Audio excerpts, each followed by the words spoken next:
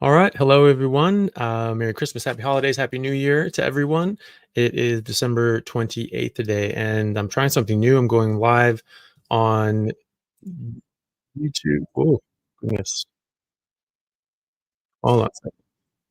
And so I am, yeah, trying to go live on YouTube as well as Instagram and um, Twitter.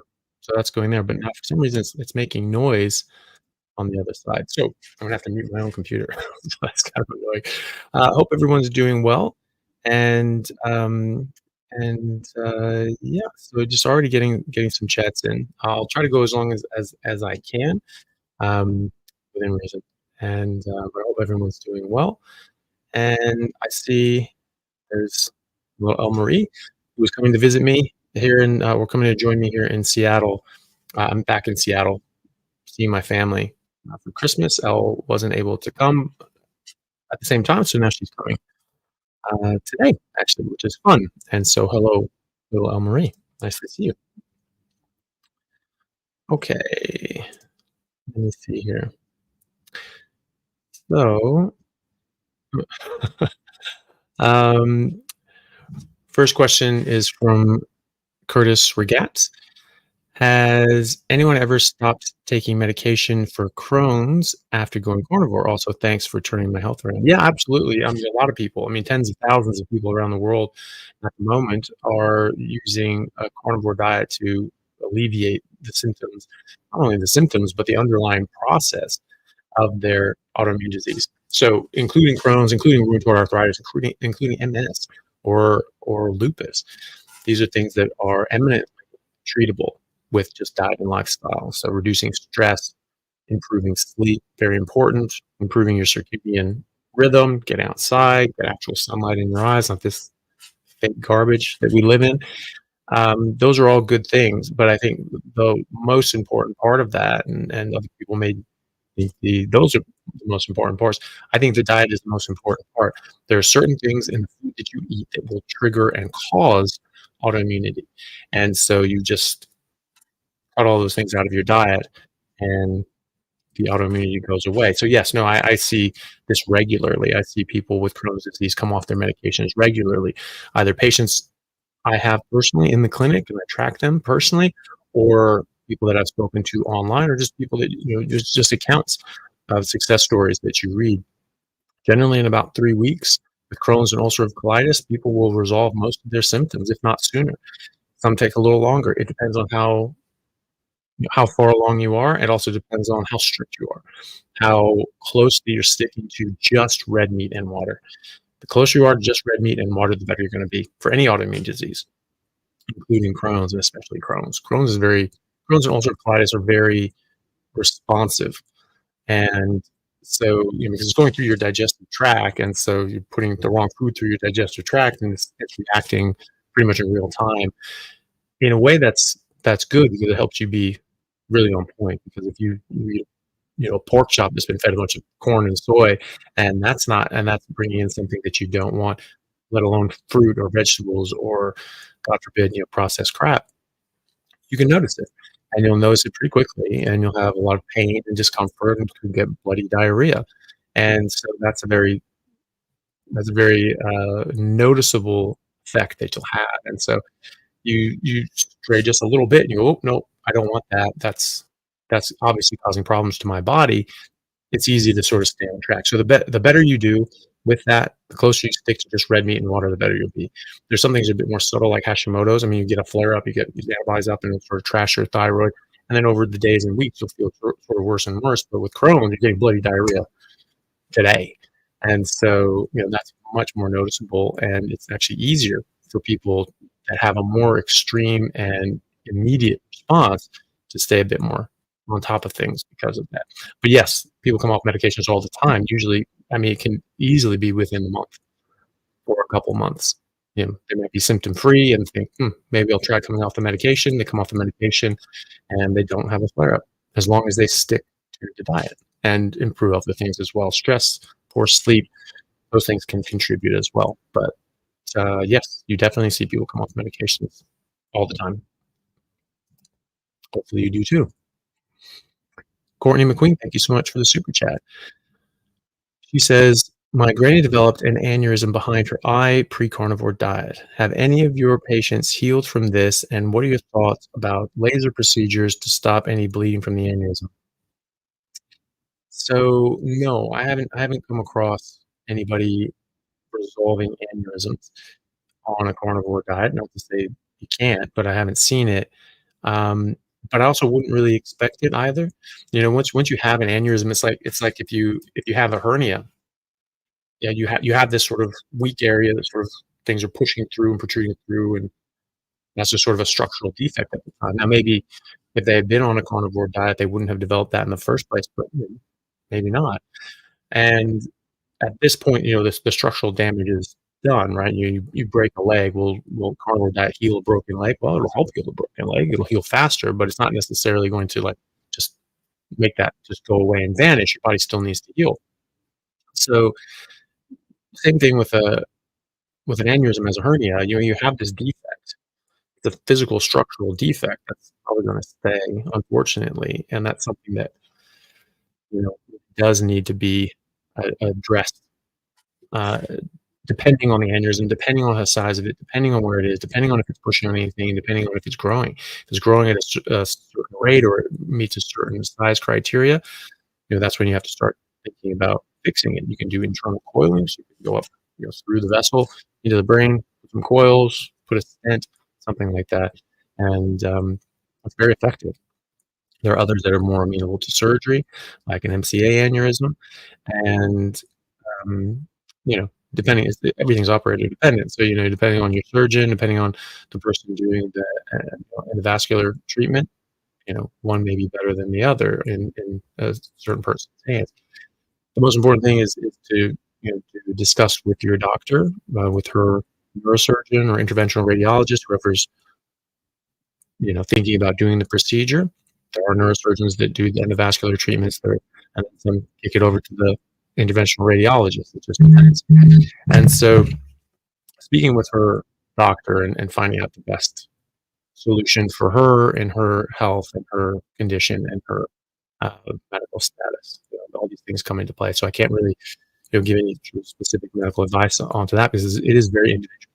It depends on the aneurysm, it depends on the location, it depends on what's going on with it, and it depends on what's available to her based on her medical condition. However, a carnivore diet is going to help her in 1,000 other ways. It's going to help her recover from any procedure much more quickly. It's going to make her much more healthy in general, correct any uncorrected metabolic issues and insulin issues, blood sugar issues. It's going to make her life a lot easier getting a procedure. So yeah, so I would just go to whoever's the most authoritative person in your area and get their opinion, and I would go with that. You can always try. I mean, if this thing isn't growing and it's a small enough size to say, yeah, we'll just watch and wait at the moment. Fine, great. We've got time, and who knows? Maybe this thing gets better. I would expect that it would. I would be surprised if it did. I've been surprised about a lot of things that the carnivore diet can heal, like Dave Mack, who I had interviews with on my channel and his channel. He had a stroke 30 years ago, and he'd done keto and Atkins, and he got the healing and resolution that he was going to get. 30 years later, he goes carnivore, and 2 months in, all of a sudden, his weakness is gone, and he's not unbalanced, and he's not limping. Amazing, absolutely amazing. So you never know, what will happen. But I would expect the structural abnormality of an aneurysm would not improve. That's just sort of my guess on that. But it is a guess, and so you can see, as long as they're not saying like, well, this has to be treated now. They might say, well, we'll just keep an eye on it. We'll do a scan in 6 months or a year, and just track it. If it starts growing, then we'll do something about it. That's often what happens. And if that's the case, then you have a bit of time. But I would go with what her doctors are suggesting and recommending. Joseph, thank you very much for the super chat. It's very kind of you. Carnivore for 6 months. I'm now able to enter the flow state seamlessly. Good. That's good. It's a good place to be. Such a boost in productivity. Have you experienced this? It's way better than any and all nootropics I have tried in the past. Thanks for all you do. I certainly have noticed that. I certainly have noticed, brain fog being gone. When I was doing my MCATs, I had constant brain fog, and I didn't know what was going on. I'd wake up, fresh as a daisy. I would get a lot of sleep. I was playing rugby and really dedicating a lot of my time to, studying for my MCAT because it'd been, a few years since I'd, finished, college I had to go back over all these things, and so I needed time to study. And there's a lot of new material too, that you just don't necessarily come across or in a new context. And so I was doing that. I was studying a lot, and I'd wake up fine. I'd get a lot of sleep, and then like halfway through the day, all of a sudden, I just get this crazy brain fog. You wouldn't be able to think properly, just be all muzzy, and have to take a nap or something like that. Didn't know what the hell was going on. Looking back, I know exactly what was going on.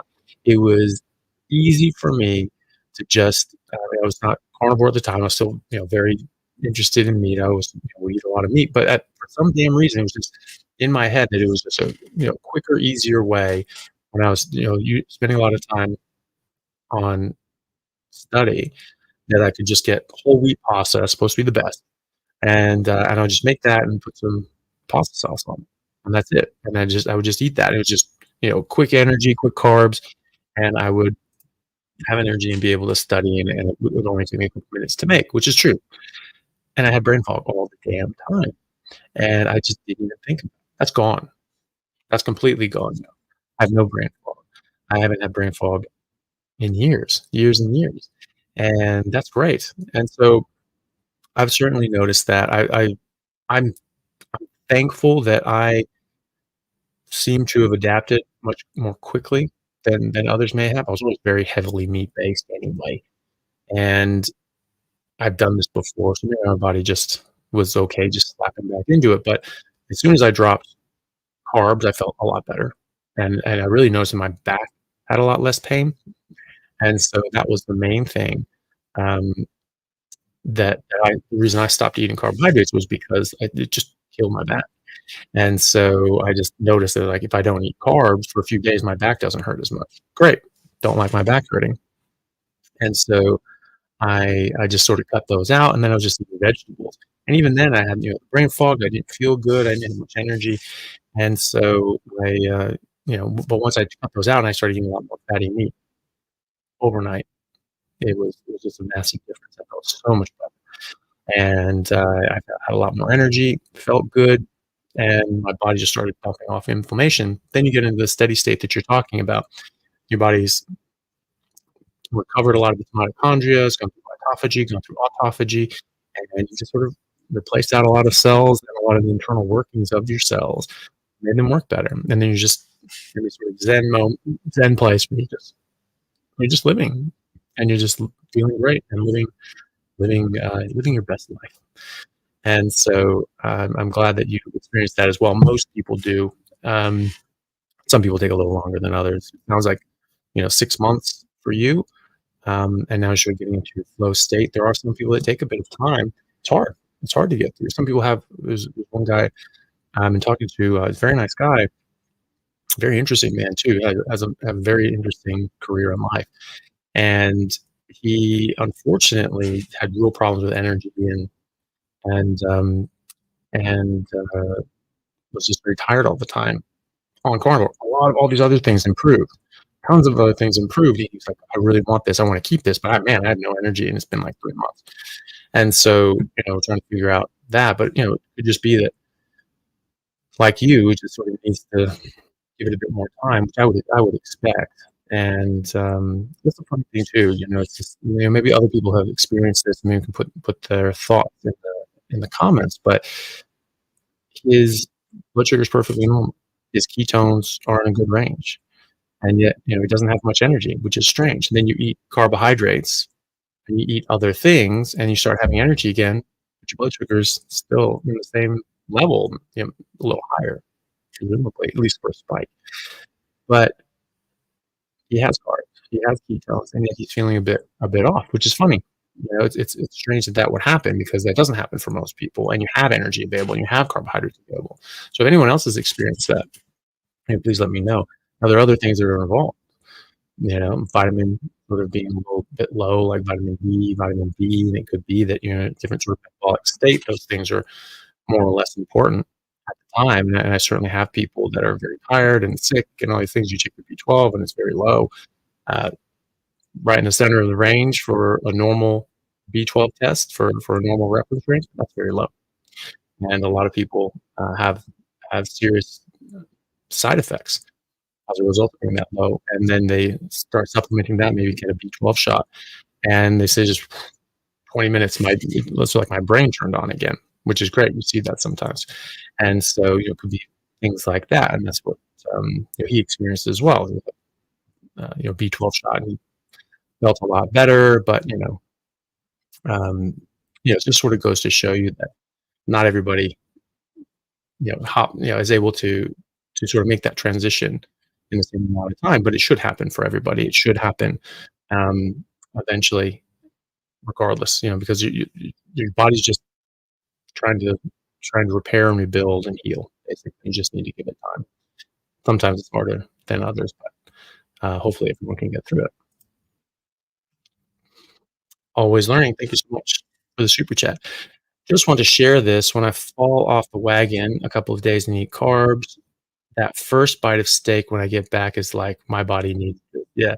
That's good to hear. And exactly what you are experiencing is your body saying, yes, this is what I need. And a lot of vegans and vegetarians, after months or years of not eating meat, they have some fish or they have some meat, and it's just like, this is what I've been missing. This is what my body needs, and then your brain like turns on.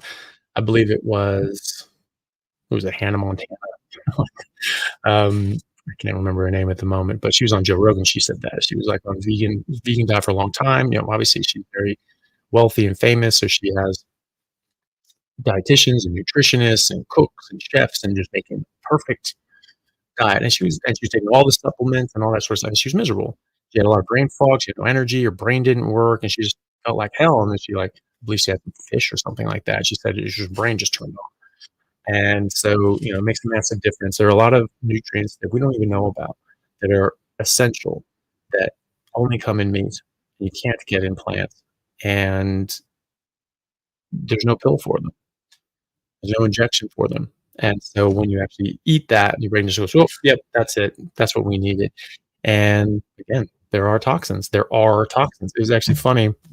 My mom found this book that I'll show you guys here. It's called Most Delicious Poison. The Story of Nature's Toxins from Spices to Vices. Just goes into that, how the spices that we say, like, oh, well, that's a nice spicy taste. It's a strong taste, isn't it? Very small bit goes a long way. Well, that's because that's a toxin, and your body's warning you about it. That's why there's this big, strong reaction. Your body going, don't eat this. If you got a mouthful of that stuff, you would spit it out. All you have to do is go on YouTube and look up the cinnamon challenge, and you will see that cinnamon is not trying to be eaten. It's not being like, oh yeah, I would love to just flavor your mocha and your cappuccino. No, that stuff is not. That is a poison. That is a toxin. There's a lot of a body of toxins in there, and so a little bit adds a bit of flavor. Oh, okay, and we grow accustomed to that, and we acquire taste. We say, okay, that's nice. I like that. Usually with sugar. That's usually when you like these things. Take a mouthful of cinnamon and try to swallow it. Your body will rebel. And there are some more dramatic examples of this on YouTube. They all end badly. They all end badly. You sprinkle this in your mouth, and your body just, oh no, you just volcano this stuff out. It's not happening. And so it's interesting. So again, this is not new. It's not my, oh wow, well, look, I just discovered toxins in plants. We've always known about this for thousands of years. And there are books written on it that have nothing to do with the carnivore diet. It's just talking about these things. And yeah, one of the reviews on the back, sort of the end of it. Let's see here. And Yeah, that's it. This is just how these compounds in plants are evolved to defend themselves against predators. And he said this exuberant, poignant, and mind blowing guide will transform how you think about plants and how humans use and abuse their toxins to flavor food, treat disease, alter moods, and more. I mean, obviously, drugs, right? Those are plant toxins. Those are not there to help you if you break your leg. It's like, oh goodness, I 100 million years ago when the opiate plant was the poppy plant was evolving. It didn't just say, oh gosh, eventually there are going to be people that know how to use me, to heal the sick and to dampen the pain with surgery, even though so that's not a word that exists, and I don't speak English. So these things have developed these things as defense mechanisms, and some can be used medicinally, and some have different effects than the plant was intending. Um, on us because we're slightly different forms of life. But a lot of these toxins are just specific to life in general or eukaryotic cells, and in particular. So these things will have reactions in us. Sometimes we have like caffeine. Oh, we like that reaction. Fine. That's not what it's supposed to do. It's supposed to fry the brains of insects. We're trying to eat that plant. Um, Same with opium.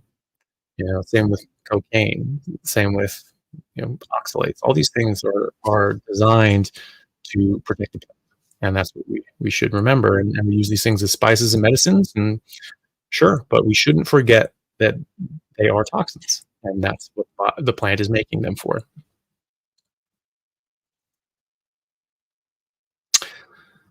So I'll do another one here, and then I'll dip over to um, Instagram, and I'm even on Twitter today, which is crazy, and see if we have some questions there.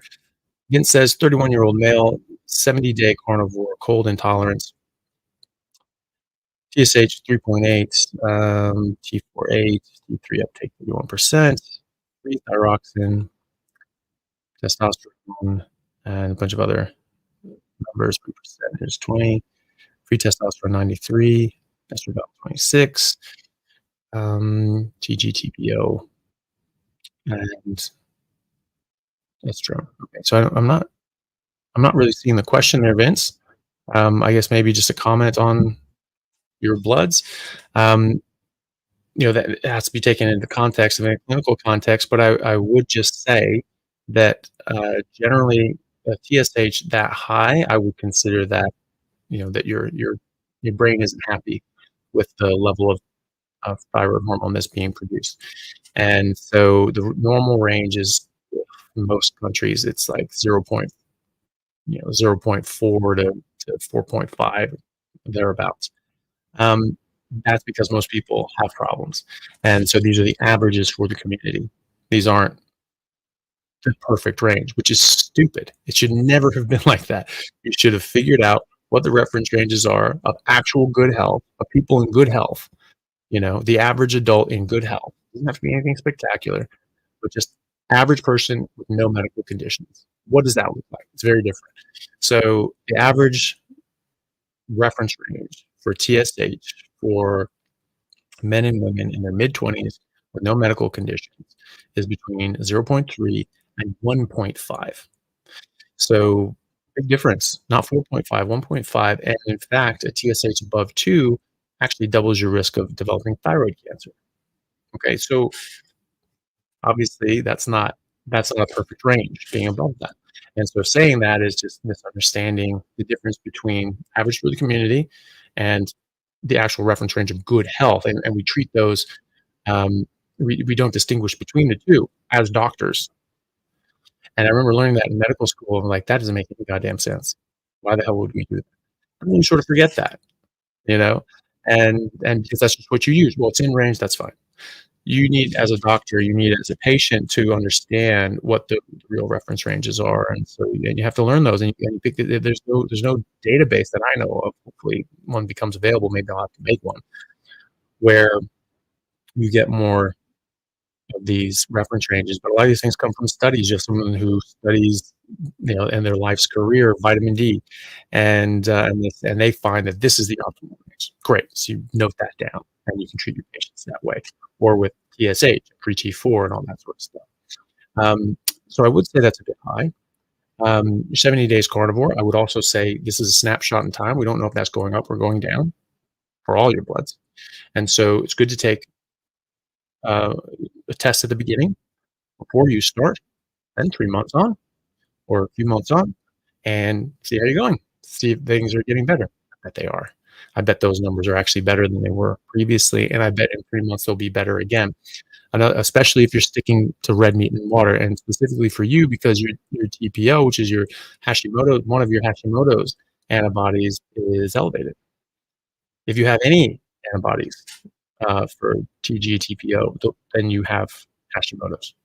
So again, the reference range said, oh, well, below a certain number is okay. No. If you have antibodies towards yourself, and you have an autoimmune disease. That's just definition in terms. And so you do have Hashimoto's. That's what I would say from that. That's what your blood tests show, that you have antibodies towards that. And that's actually above the reference range, I believe. And depending on your area, depending on the lab. Certainly in our labs, that's above the reference range. So I would say that you would improve sticking with a carnivore diet and being as close to red meat and water as possible, and really just cutting everything else out. Certainly no sweeteners or any other garbage like that, cooking oils, sugar or anything like that.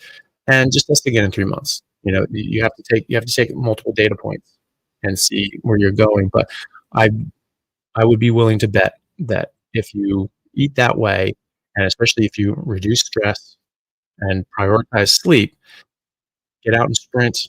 You're 31, hopefully you're in a position that you can do that. Sprint and lift weights or do resistance training. Those will all improve. And just check it out. Sometimes you need a bit of help pharmacologically with your thyroid, because thyroid hormone is important. And until your body heals enough to develop or to produce this stuff at a more normal level, you might need a bit of help. But that should be temporary. Most people with Hashimoto's come off their medication as opposed to going on more when they go on a carnivore diet. So that's what I would do for yourself. All right. Let's see.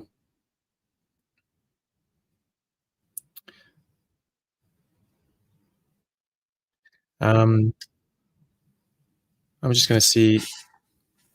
There's another sort of related question here on Instagram from Brenda Lear. She says, "Good evening. Thank you for sharing your knowledge and for the opportunity to ask questions. I've been diagnosed with Hashimoto's and wonder if it is possible to reverse it while on a carnivore diet." So yeah, that sort of ties into what we're talking about just now, which is yes, it is. It goes more slowly than other autoimmune diseases, but from what I've seen, if you are very pure red meat and water, high fat red meat and water, get your ketones up, that yes, your Hashimoto's antibodies will go down, your thyroid function will go up and improve, and you will get better. And it can take time. Crohn's can improve in a matter of weeks and months. Hashimoto's takes months and years sometimes. I've seen most people resolve significantly in months, but over a year certainly. They get to a very, very good point. A lot of people are coming off medications. The problem with Hashimoto's is that it damages the thyroid, and it can permanently damage the thyroid.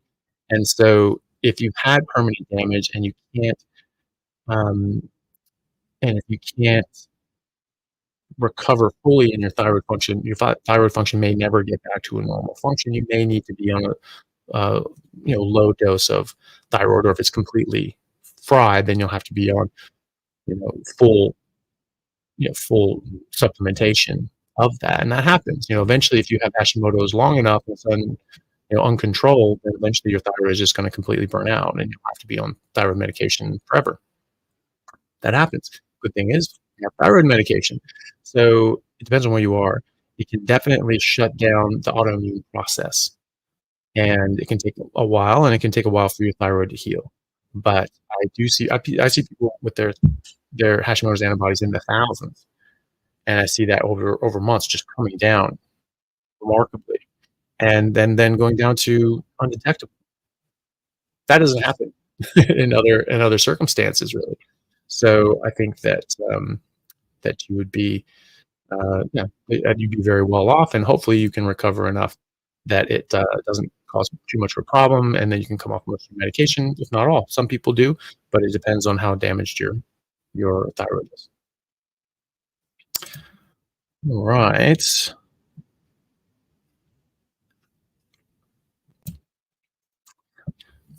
So here's a question from D Boss, who says, "Hello, Dr. Chaffee. I have cancer in my duodenum or duodenum, depending on the area of the world you are in, along with an ulceration being caused by said cancer. Can I do carnivore? I have malabsorption issues." Yes, yes, you definitely can. Everyone can. The criteria for doing carnivore is: are you human, and are you included in 70% of all life on Earth, which are all carnivores? Actually, all life on Earth can eat meat. You know, we see deer and horses and cows and elk eat small animals that are unlucky enough to come around them. Even rabbits. I saw a video with a deer eating a rabbit, and it was not a pretty sight. They don't have the, the right teeth for it, and they're just sort of crushing it up and taking it down as they could. And like the stag of the herd was looking over, and you could tell he was just shocked, just like what the hell are you doing? It was one of the does that was eating the bunny. Um, animal protein and fat and tissue is perfectly bioavailable, and you have malabsorption issues. So what you need is you need bioavailable food. You need it very bioavailable. So the more bioavailable, the more you're going to absorb, and the more abundant those nutrients are, and the less anti-nutrients, the less things that are going to impede your body's ability to absorb nutrients, the better, right? So you have like phytic acid, oxalates, tannins, other sorts of compounds in plants that are specifically designed to bind to nutrients and minerals and stop you from being able to absorb or utilize them. Once you have absorbed them, then there are things like protease inhibitors that actually block your enzymes, like protease from your pancreas, to break down protein and absorb it properly. So, you know, carnivore is exactly what you want to do. For cancer specifically, I would definitely recommend looking at the work of Professor Thomas Seyfried, a very prominent cancer biologist and cancer researcher. He's over at Boston College, and I believe I'm sure he's a tenured professor over there. He's a full professor, I believe, um, and he's published over 150 uh, peer-reviewed papers on cancer, ketogenic metabolic therapy with cancer, and doing animal models, preclinical trials, and even in humans as well. So, very good resource. I have a video interviewing him, um, Professor Thomas Seyfried, Seyfried. There's a lot to be said there. It's a long video, but it's important, especially with anyone with cancer. You want to throw the kitchen sink at it. Any ketogenic diet, just being in ketosis while you're doing chemo and radiation, has been shown in two studies, one in 2019, one in 2020, to actually sensitize your cancer cells to chemo and radiation, and then protect your native cells. So it actually protects you from the chemo and radiation more, so you get less harm, and it's more effective. So even if it had nothing to do with the energy dynamics, which it does, because cancer cells require 400 times the amount of glucose as normal cells, and so you cut off the glucose supply, you're going to limit the amount of energy available. Your body can run on ketones, cancer cells cannot. The mitochondria are damaged, and that is something that was shown by Otto Warburg, who was a Nobel Prize winner in medicine, and he did decades of research on this. And he just showed biochemically, physiologically, that these things must have damaged mitochondria, and that must be a hallmark of cancer, is just this energy dynamic. And people tried to, and something called the Warburg effect, where they actually require 400 times the amount of glucose. And people tried to discredit him, probably funded by the pharmaceutical companies at the time, pushing chemo and all that sort of junk. not that it's junk, but I mean, it is damaging to your body, but it does save people. I mean, there are people that do put their cancers into remission um, with these with these treatments. So it is important. It is helpful to people for sure, but it's also very very toxic stuff. Some of this stuff. So and also it's a product, So it could be that that there have been vested interests that have sort of impeded his work. I don't know, but in any case, he had a lot of detractors who said, no, no, no, mitochondria. It's a nice theory, but the mitochondria aren't damaged. We can see that now. Totally untrue. We have electron microscopes. We can look at the mitochondria. They're gutted. They're completely destroyed and damaged. They don't work. They don't function. Form is function. They don't have the membranes to carry on these chemical reactions. And how are they carrying on the chemical reactions? They can't, obviously. So, yes, you can definitely eat carnivore. Everyone can eat carnivore and thrive on carnivore and be optimized by carnivore. And specifically for malabsorption issues, that's exactly what you want to do because it's the most bioavailable food. You may still need to take supplements because if you just can't absorb enough through your food, even if you have a perfectly bioavailable food, then you need some supplements. Liver generally covers it. Liver and other organs are even more nutrient dense. And so pasture-raised eggs have something like 20 times the amount of folate than factory farmed eggs. It matters what the animal eats as well for the nutrition content. So I would just get absolutely the best stuff that you possibly can, and add in organs as well. And if you need to supplement on top of that, then please do. And take a look at the interview I did with Professor Thomas Seyfried, and you can look at other people on my channel that have had cancer, bowel cancer, metastatic bowel cancer, and who have tried this, and at least for them, it has worked. And you can look at the studies and the evidence yourself because there's actually quite a lot out there. Good luck with that. Question from Anne Bilecki. Thank you for the super chat. Can you tell us about a DNA marker for those with an aversion to eating fat?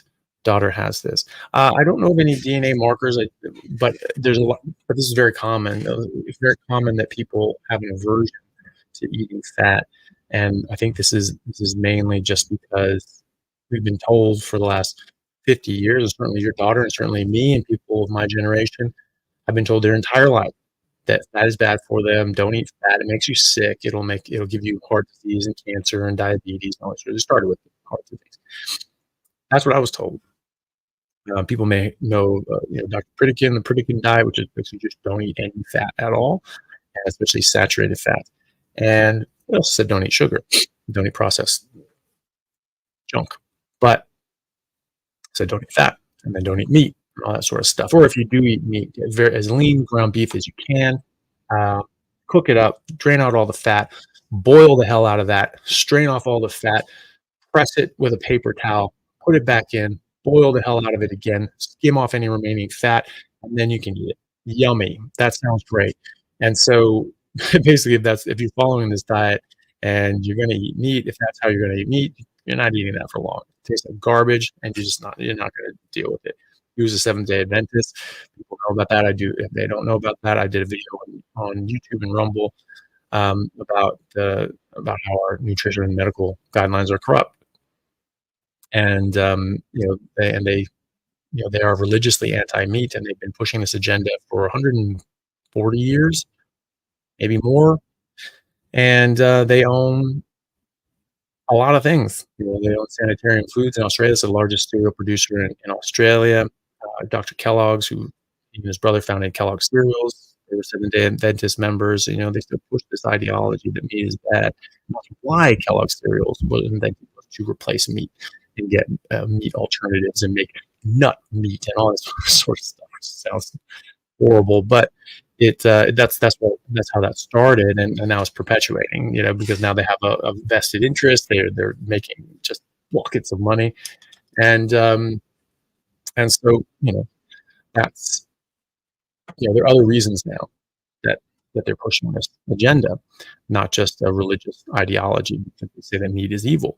Dr. Pritikin was a professor at Loma Linda, medical center, which was the which is the Seventh Day Adventist medical school, and do a lot of peer reviewing, as it were, which is very convenient. Something that comes out saying that plant based is good, they're going to just going to go right through.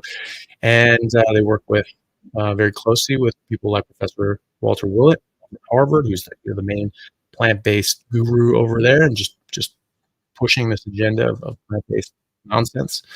Even though it's completely contrary to the available evidence. They are trying to drown out the available evidence with counter evidence and counter narrative. And, they're doing a good job, but it's crap. These are crap studies, crap science, and they are doctoring and fudging around with the numbers. And it's not good. And so, in any case, that's sort of a tangent there. But back to your question about the DNA marker, I don't know of any DNA marker that's going to give you an aversion to eating fat. I do know of a conditioned response because we're just told fat is bad, fat is bad, fat is bad, fat is bad. And sort of the tie-in there with all of this was that Pritikin was a household name. When I grew up, I knew who Dr. Pritikin was, and I knew the Pritikin diet. That was one of my first. I don't think I've ever not known about that. My waking memory, I've Dr. Pritikin, don't eat fat. That's bad. That'll kill you. That'll give you heart disease. That'll give you a heart attack. So that was something that I've always had. And anytime I would eat fat, you'd always trim off the fat. You have a little bit. Oh my God! Oh, I can't believe I did that. It would taste amazing. But especially it was like sort of fried up with a bit of salt on it. When I was a kid, that was incredible. I was like, it was better than candy. And you smell this around the house. You're like, oh my God, that smells amazing. What is that? And you go and you look at that. And you're like, oh, I shouldn't have that. Oh, that's bad. Oh, I shouldn't do that. Take a handful of cake and be like, oh yeah, whatever. It's just a bit of cake. And you look at that. Oh God, no, I'm not going to do it. So we're really conditioned to be very fearful of fat. And I know so many people. My best friend I grew up playing rugby with. He could not eat visible fat. Could not. Like he enjoyed the taste in marbled meat. He could not eat visible fat. He had to cut it off. And then when I started doing more of this, he started coming around, started introducing a little bit more. And he's like, after like a few months or a year, he's like, I actually love the fat now. I just can eat chunks of fat. And so you can do that. I would bet that your daughter's able to do that as well. It's a conditioned response. It's not a genetic thing. Animal kingdom runs on fat. 70 to 80% of calories in pretty much the entire animal kingdom comes from saturated fat. Carnivores, because they eat animals with fat and they go for the fat first. But also herbivores that eat fiber because they break down the fiber. Actually, the bacteria eat the fiber and they produce as a byproduct saturated fat. And then the bacteria die off and they get absorbed as protein. So even cows and horses and orangutans and gorillas, they eat a bunch of fibrous plants, but what they absorb is fat and protein. So no one's going to have an actual genetic DNA aversion to fat because we run on fat. The animal kingdom runs on fat. And so it's just a conditioned response. And you can decondition that. Have like just a little bit sliver of meat, fat, put it in with a lean piece of meat, eat it together. It tastes good. Melt butter into it so you can't see it. It tastes amazing. And get more marbled sort of cuts. And you just slowly but surely just have a little bit more, and keep reminding her and keep having her remind herself that that's good for you. It's not going to cause heart disease. It's going to improve your health, improve your life. Eat the damn fat. And so, that's what you do. You just recondition yourself. Okay.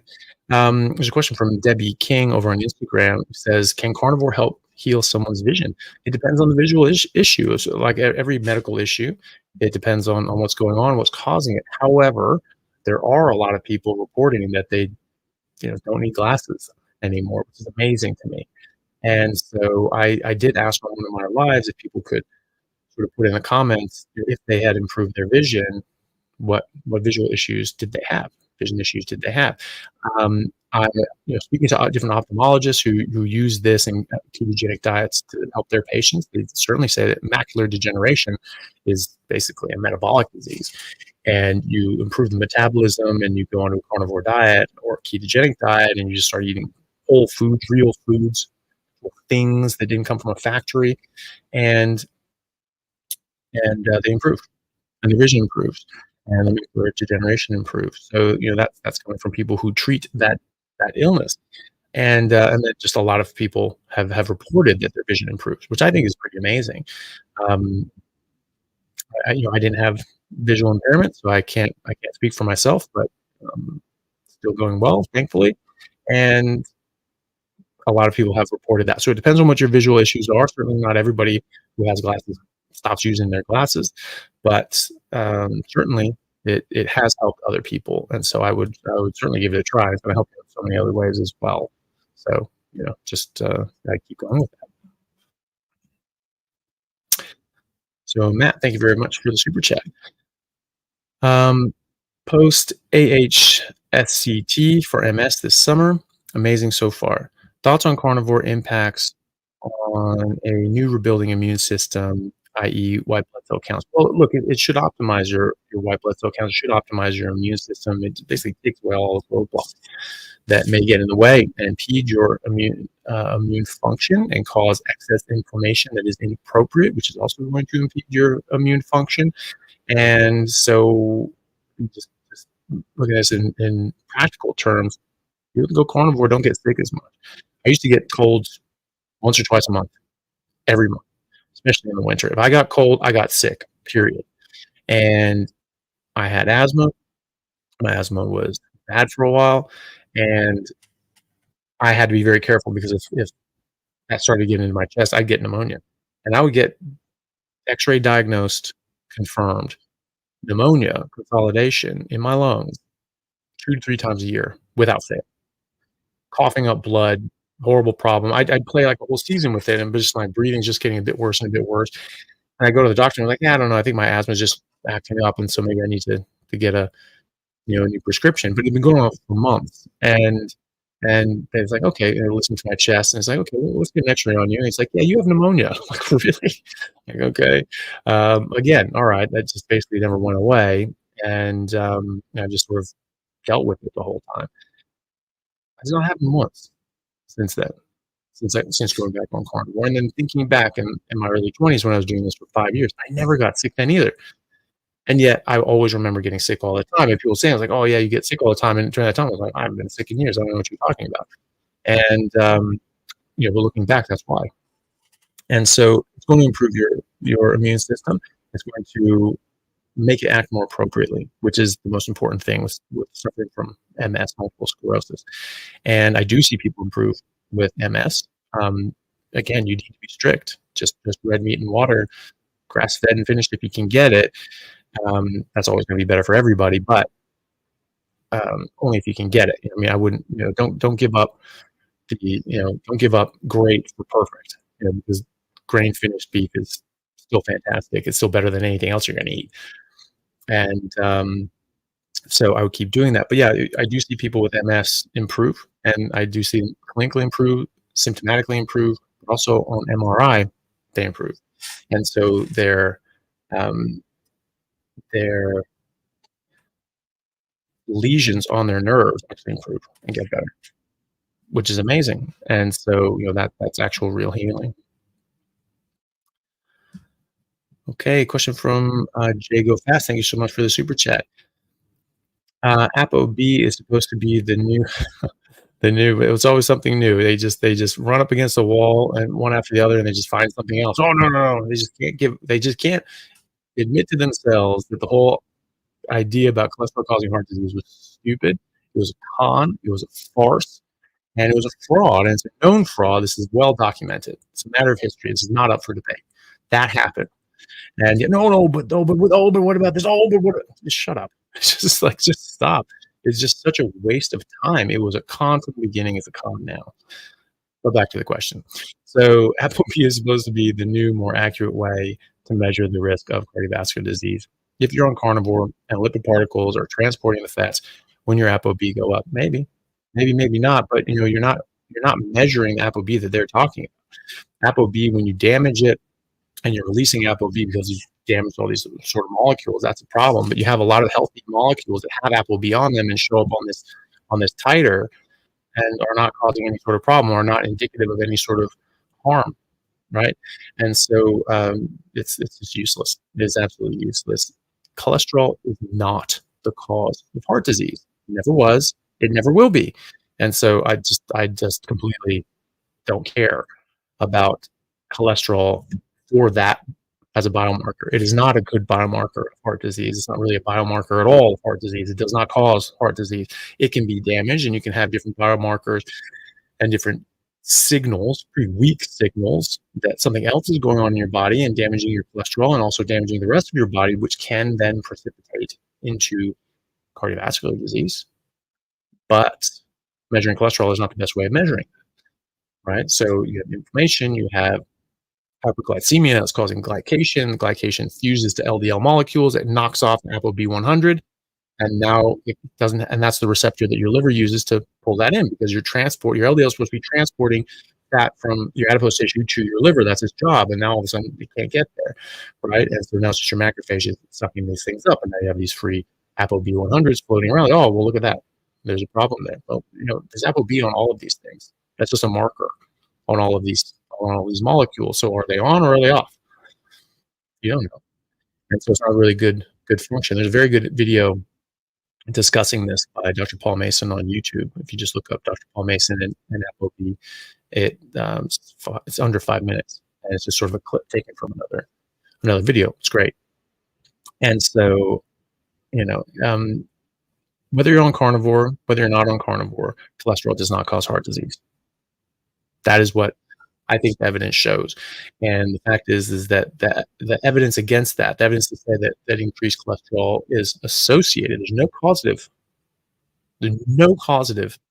studies, there's no RCTs, there's no interventional trials that have ever shown that cholesterol causes heart disease or increases your risk of developing heart disease. But there are RCTs that showed absolutely no difference, and more heart attacks and strokes when you do lower LDL cholesterol. So that's dumb, right? To say that lower LDL cholesterol or higher LDL cholesterol absolutely is the cause of heart disease and will cause atherosclerosis and heart disease. Okay. The only high level evidence, the only high level studies show the exact opposite. So it's just complete crap. And the studies showing an association, we know were fraudulent. Those have been published and peer reviewed studies all over the place.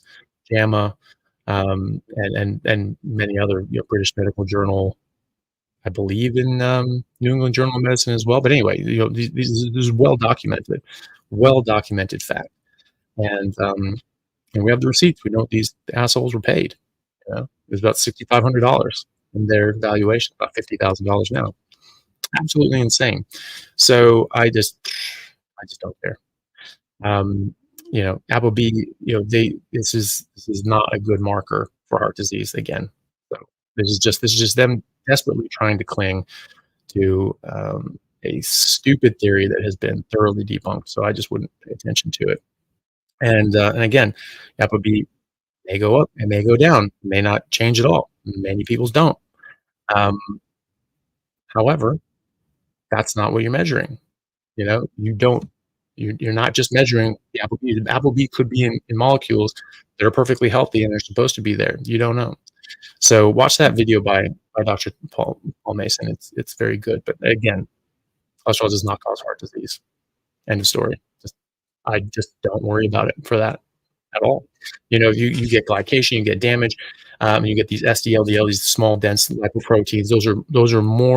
Those have a slightly stronger association with heart disease, but it's still very minimal. It's about 70% increased risk. But then metabolic syndrome is 600% increased risk, and type 2 diabetes is 1,000% increased risk, right? So this is, what the hell are we worrying about, right? And the things that will reverse and reduce your metabolic syndrome and your type 2 diabetes will also reduce the amount of SD-LDL you have. So, what are we doing? It's the smoke and not the fire. Something else is happening, and it's precipitating SD-LDL. SD-LDL is not the cause of heart disease, or else it would be a much stronger signal. Smoking has an 11,500% increased risk, not 70%. 1,500% increased risk, I think, per pack year, right? Smoking one pack a day for a year, that's one pack year. So if you smoke one pack a day for 20 years, that's a 20 pack year history. So if you do the math, I believe that's the metric. But anyway, 11,500% increased relative risk, massive increased relative risk of developing lung cancer if you smoke. And the more you smoke, there's a dose-dependent relationship. The more you smoke, the more problems you get, right? 70% increased relative risk compared to 11,500% per pack year history. Just ridiculous that you'd say that's a causative relationship. There's barely any noise there. And so I just think it's a bloody waste of time to look at this. And I think that the less we talk about this, the more we just go, that's bullshit. Not going to waste my time on it. The quicker this goes away, because we're still entertaining these clowns. And this is a known fraud. And so we should just stop talking about it. It's like, nope, that's a known fraud. Shut up, move on. And just don't entertain it anymore. And I don't. I never check cholesterol unless someone specifically asks me for it. And it's just like, okay, but then I explain to them what this is going to show in my reading of the literature. But yeah, it's just not a thing. So I don't consider it one. So we have a question from I am Darvit. Question is, I have struggled with my whole life with eating like I don't like to eat. Now when I do, I'm eating nutrient dense meat and eggs. Still eat like a toddler though. Is it okay to not have a huge appetite? Yeah, look, that's okay if that's normal for you. I would just try to eat until fatty meat stops tasting good. Obviously, if you're just eating meat and eggs, that's great. It's obviously much more nutrient dense. So if you're going to eat less volume, that's the way to do it. But do try to get to a point that your body just says, "Yeah, I've had enough." You don't have to be stuffed. You don't have to feel like, "Oh my God, I just feel horrible." You don't have to get the meat sweats or anything like that. You just have to get to a point where the taste of it isn't as appealing. And generally, that's long before you feel physically full. If you're eating more lean meat, you can get full before you get to the point that it doesn't taste good anymore. Well, lean meat stops tasting good pretty quick anyway without the fat, because your body wants the fat. But I would just eat fatty meat until it stops tasting good, and just try doing that at least once a day. You don't want to eat all that much or that often. You don't have to. The great thing about a carnivore diet is when you're eating high density nutrition, you don't have to eat as much or as often. And so just try at least your evening meal once a day to just keep eating until you get to a point where that meat just says, that didn't taste very good. It didn't taste delicious. It's just kind of like, I don't really want to take another bite. Then stop. That's perfectly fine. But I would try to give your body enough, and that's how you know that you're getting enough. That for your body's telling you that, yeah, that's how much I want. Pauline Vanderpool, thank you so much for the super chat. She says, I am a 53-year-old woman, carnivore 2 years, history of Crohn's, now in remission. Well, great job. Congratulations. No more meds. Perfect. So that answers our previous question. Can you come off meds with Crohn's? Yes, you can. History of hydronephrosis, times 4 episodes. Right kidney is 2% function, left is 100%. Well, there's that anyway. Creatine 3.1. Any advice on having one kidney? Thanks. Keep doing exactly what you're doing. Higher protein diets have actually been shown to improve kidney function. Carnivore diet is going to eliminate out all the different plant toxins that are nephrotoxic, so damaging to your kidneys, such as oxalates. And hopefully you can regain some function on your kidney. If it's been 2 years and you're still at 2% function, that might be where it stays, but you never know. And it will at least maintain your left kidney. Sounds like it is. Your left kidney is at 100%. So great. People can live on one kidney. And so you get live kidney donations. You have one kidney, and then the other person has one kidney as well.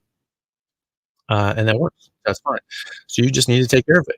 So you need to eat what you are designed to eat, which is meat. You want to not eat anything that's going to be nephrotoxic, like plants that have a lot of nephrotoxic chemicals in them. And just keep doing what you're doing. It sounds like you're doing great. So I would just keep doing that. Hopefully, the other kidney comes around, but it may not at this point. There is such a thing as damage done. One interesting thing is that there's new studies being done on polycystic kidney disease. You have a lot of cysts and bulbs and things like that. And kidney, it just damages them, and people lose their kidneys and have to go on dialysis. And apparently, ketogenic diets are helpful in those cases as well. So Just another tick in the box of this is where we're supposed to live. Brandon Gubanchik, thank you so much for the super chat. Hey, Dr. Chaffee, I'm 90 days into carnivore diet and I feel amazing. Thank you for all the great videos. My question is, should I be concerned if I don't have bowel movement for days? No, that's totally fine. That's very normal. You're just taking in, you're just going to be creating less waste, right? So that's good. You're taking in things that your body can actually absorb. You're absorbing in 98% of the meat that you're eating. If you get rid of the gristle, you'll basically absorb 100% of that. That's what Dr. Salisbury found in the 1800s, and that's why he did that. That's what a Salisbury steak was. It was ground in a way that sort of filtered out the gristle, and people would eat that. It also sort of filtered out the fat that usually stuck onto the gristle, just like the myelin sheath around the muscle case. And so you'd say add back in butter.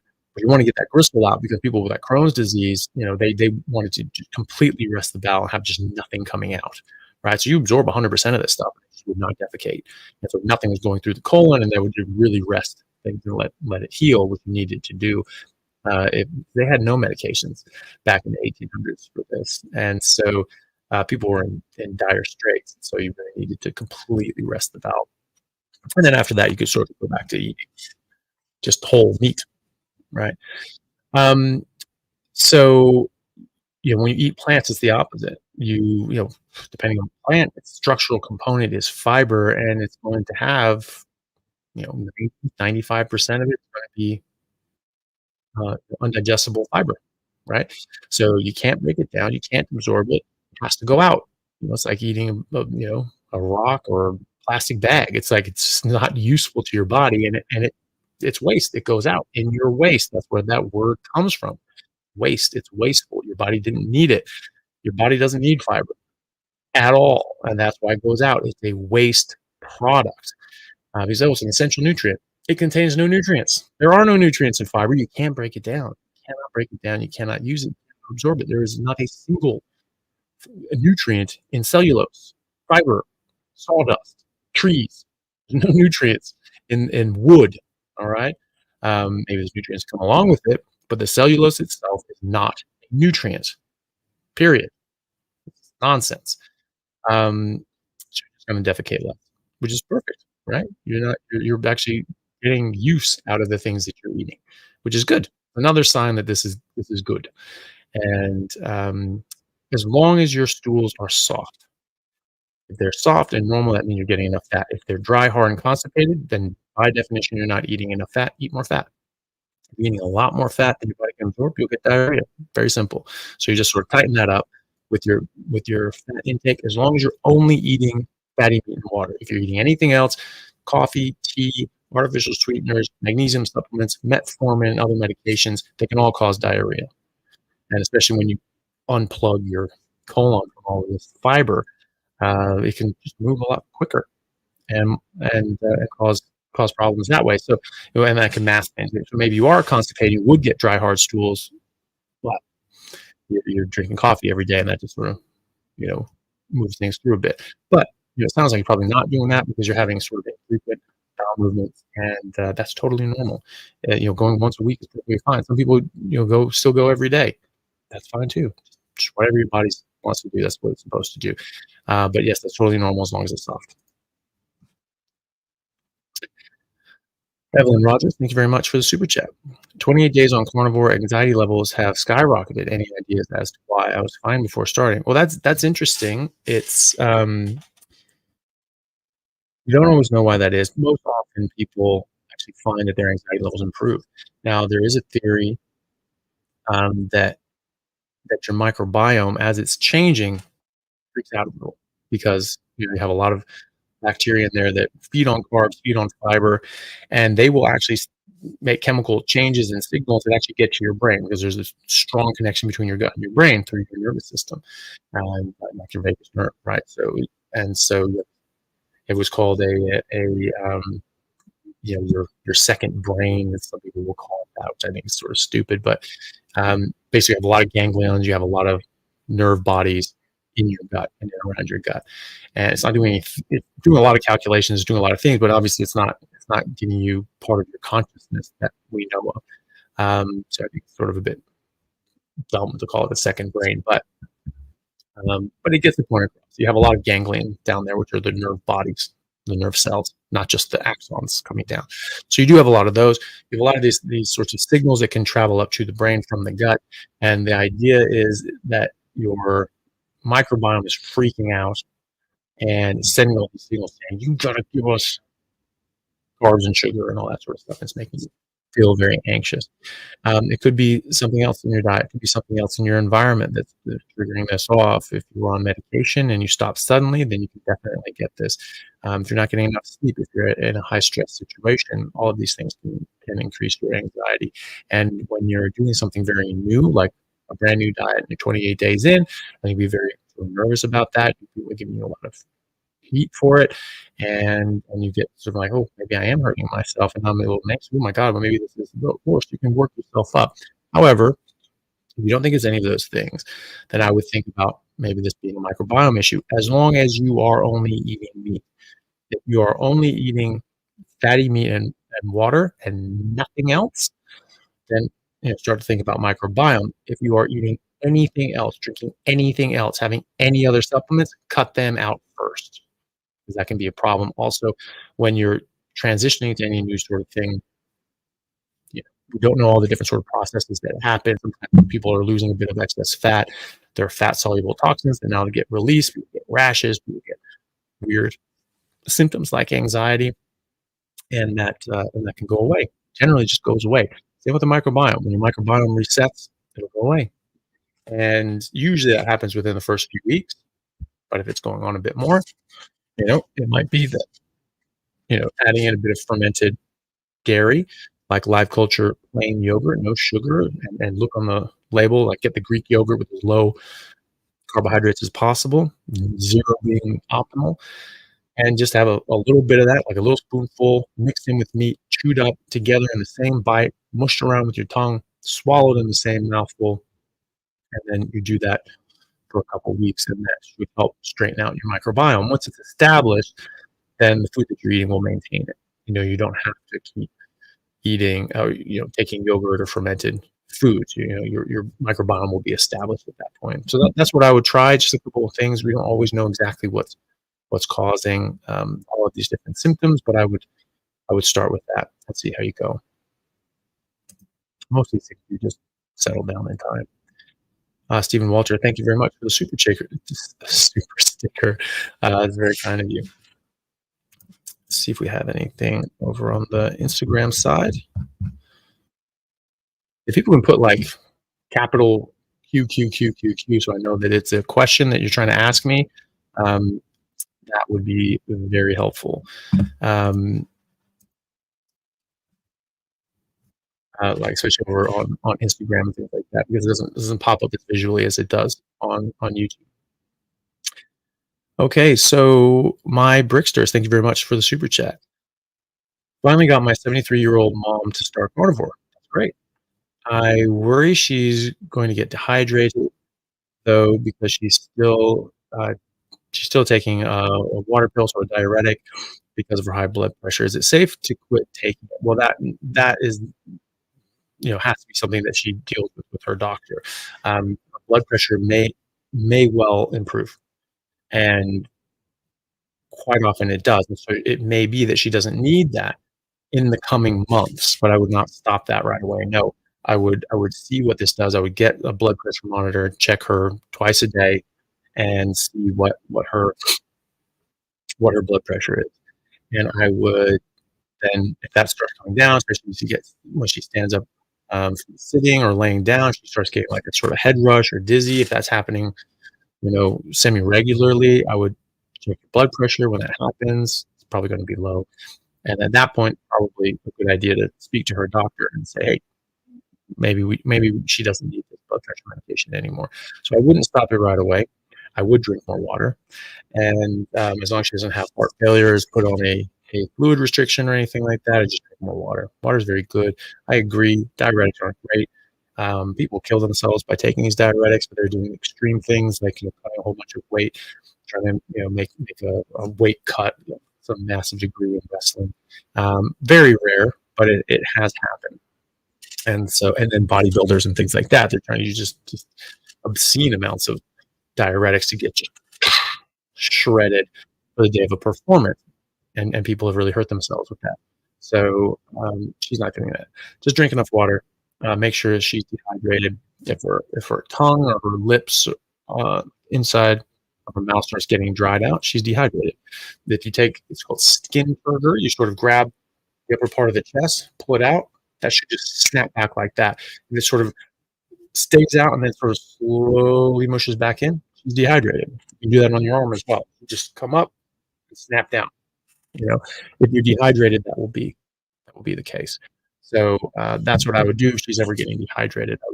I would just bump up the water. If she's having signs of not needing the medications, just talk to her doctor. But that's something that should be done with her doctor.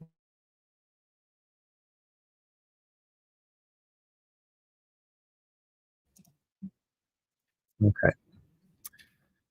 Jeff Lanton, what are your thoughts? And thank you very much for the super chat. What are your thoughts on supplementing iodine? Or do we get enough from beef? Generally, get enough from beef. Check. Just check your blood work. I don't think you need to supplement anything that you don't actually have a clear deficiency in. So if you're worried about your iodine, and depending on where you are, depending on where your food is coming from, it may have more or less iodine. It will have more or less iodine in it. It may not have enough. Just check. So check your iodine levels. If it's lower than you would want it to be, supplement. I don't think it's dangerous to supplement with iodine. Dr. Ken Berry is a great resource. He has a ton of excellent videos on there, and one's on iodine. He talks about basically the safety of this, and people in Japan have taken massive amounts of iodine because of the amount of seafood that they eat. It has a lot of iodine in it, and they take in higher average daily amounts of iodine than most people taking supplements, right? And so it seems to be very safe. So I wouldn't worry too much about taking iodine. Want to do it, it probably is safe, but I don't think it's necessary or advisable to take any supplement unless you actually have a deficiency. If you can't get because most of the time you'll get it from your food if you're eating a proper diet, like a carnivore diet. So that's what I would do. And Makita, thank you very much for the super chat. Very generous of you. Dr. Chaffee, what do you know about the root cause of lichen sclerosis? And do you think a strict carnivore diet will resolve this condition?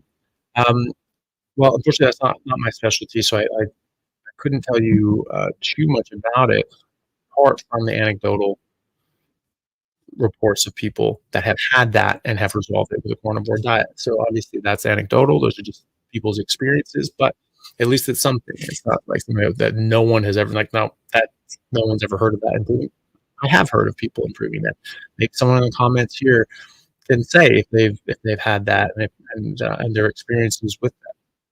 And if you've had it and it didn't respond well to carnivore, I want to know that too. I mean, I don't want to lead people down the wrong way. I want, if I have 100 people say like, "Yep, did nothing for me," I want to know that. I don't just want to know the positive results. I want to know all the results because I want to know what this is going to help and what it's not going to help, and everybody else needs to know that as well. So if anyone's had that and has suffered from that and has gone carnivore, please tell us in the comments what your experience with that was. Let's see. Okay. So there's a question on Instagram from Christina Cruz. Why do my hands fall asleep at night? This is new since carnivore. Well, it shouldn't be something on carnivore that does that. I mean, generally it's a positional thing. So, something's being pushed on and the body's a bit sensitive. One thing that you can check if you're getting sort of any sort of, as long as it's not a positional thing, you're just pressing on something and then they're getting numb.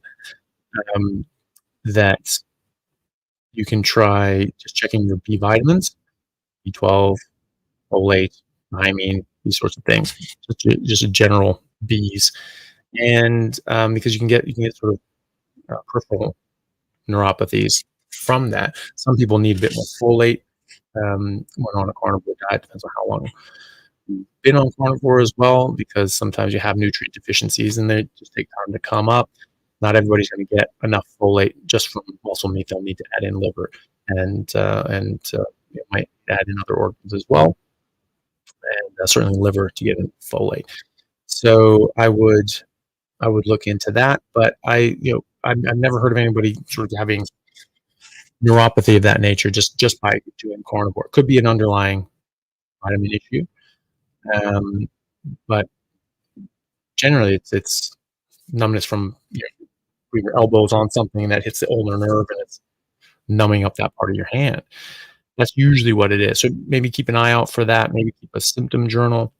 Say, what you've been doing, what you've been eating, what your symptoms were, what you were doing at the time, and try to notice if you're sort of maybe pressing on something um, in a way that could cause that. And also, if you're shaking your arm out, does it come back, or is it just no matter what you do, is it staying numb for hours at a time? Those are different things. If it comes back, in a couple minutes of standing up and shaking your arms out, it's much more likely to be positional than anything else. If it's an actual vitamin deficiency or some sort of neurological issue, it should be constant. It generally would be constant, and it wouldn't just happen at certain times. So I think it's less likely. But if you sort of go through the motions trying to troubleshoot that, and you can't really find any good answers for it, the next thing you can do is get your B vitamins checked. Muscle Based on Instagram asks, 6 foot tall, 165 pounds. How much should I eat to gain muscle? You just need to eat intuitively. You need to eat fatty meat until it stops tasting good. And you need to work out. You challenge yourself physically, then you are going to stimulate your body's growth of muscle and bone tissue. And then you need the building blocks. You need to eat enough meat. You need to get enough protein and enough fat. So you need to eat fatty meat until it stops tasting good. And that's going to be different for everyone. It's going to be different for everyone at every age, at every height and weight description. There isn't like, 1 gram of this. That's nonsense. You will never going to find, that's way too simplistic. You're never going to find an equation complex enough to describe the entire workings of our biochemistry. It's not going to happen. And so you just need to let your body get on with it, because your body does know how to run your biochemistry and your physiology. So just let it. So eat fatty meat until it stops tasting good. Do that at least twice a day. Work out heavily, and at least to a high exertion level, maximal exertion for a short burst, short or anaerobic activity, right? Resistance training, weightlifting, sprinting, excellent exercises. You put on a ton of muscle as long as you're doing those exercises and working maximally and eating enough meat. So just keep eating until it stops tasting good. That one. Laluse, thank you very much for the super chat. Please comment on IGF-1 in red meat. Walter Longo, in his book for cancer, says that IGF-1 in red meat in animals is the main culprit for cancer growth. Well, I love Longo. I think he does a lot of good research, but I totally disagree with that. Your IGF-1 is a marker of your growth hormone, and your growth hormone goes to your liver and makes IGF-1, and then it does a lot of other good things. So you have these growth signals and things like that, and that's the main thing driving cancer. Well, of course not, because otherwise every single human being on earth would get cancer, and they'd like to get cancer in the early decades of their life, because that's when your IGF-1 is highest. That's when your growth hormone is highest. And then when we're 60, 70, 80 and our IGF-1 is next to zero, that's when we get cancer. And so probably not a direct link to IGF-1, certainly not red meat, because it's generally the people who don't eat meat that are less healthy and getting more cancer. And at least from what I can see, you have so many people that are vegan for 8, 12 years, like my friend Brett Everard. He had bowel cancer. He had stage 3 bowel cancer. and he was a vegan for 12 years. Up until that, he ended up going lion diet, just red meat and water because he couldn't handle anything else. It all hurt him so bad to eat anything with fiber. And even pork and chicken, that actually, for some reason, flared up his stomach. His intestines, and it hurt. And so he found Professor Seyfried's work, and he just decided to treat this with ketogenic metabolic therapy. Declined surgery, declined chemo. He did, after a month or two, he did 3 days of radiation. Normally, it's 30 days of radiation. Just did those 3 days just to sort of get him going and reduce the pain a bit, and then that's it. He stopped, and he only ate red meat, and he put his bowel cancer into remission. So no, that doesn't really meet with the observable evidence. Um, Now Fred's cancer did come back. It's a very aggressive form of cancer. It's sort of a genetic link. His whole family gets it, unfortunately. A lot of people in his family get it, so it's very aggressive. But, doing the same thing, fasting and red meat only, he was able to, and surgery, he got surgery this time as well. He was able to put it into remission again, which is amazing, and he's doing this by just eating red meat and fasting. So no, I don't believe that.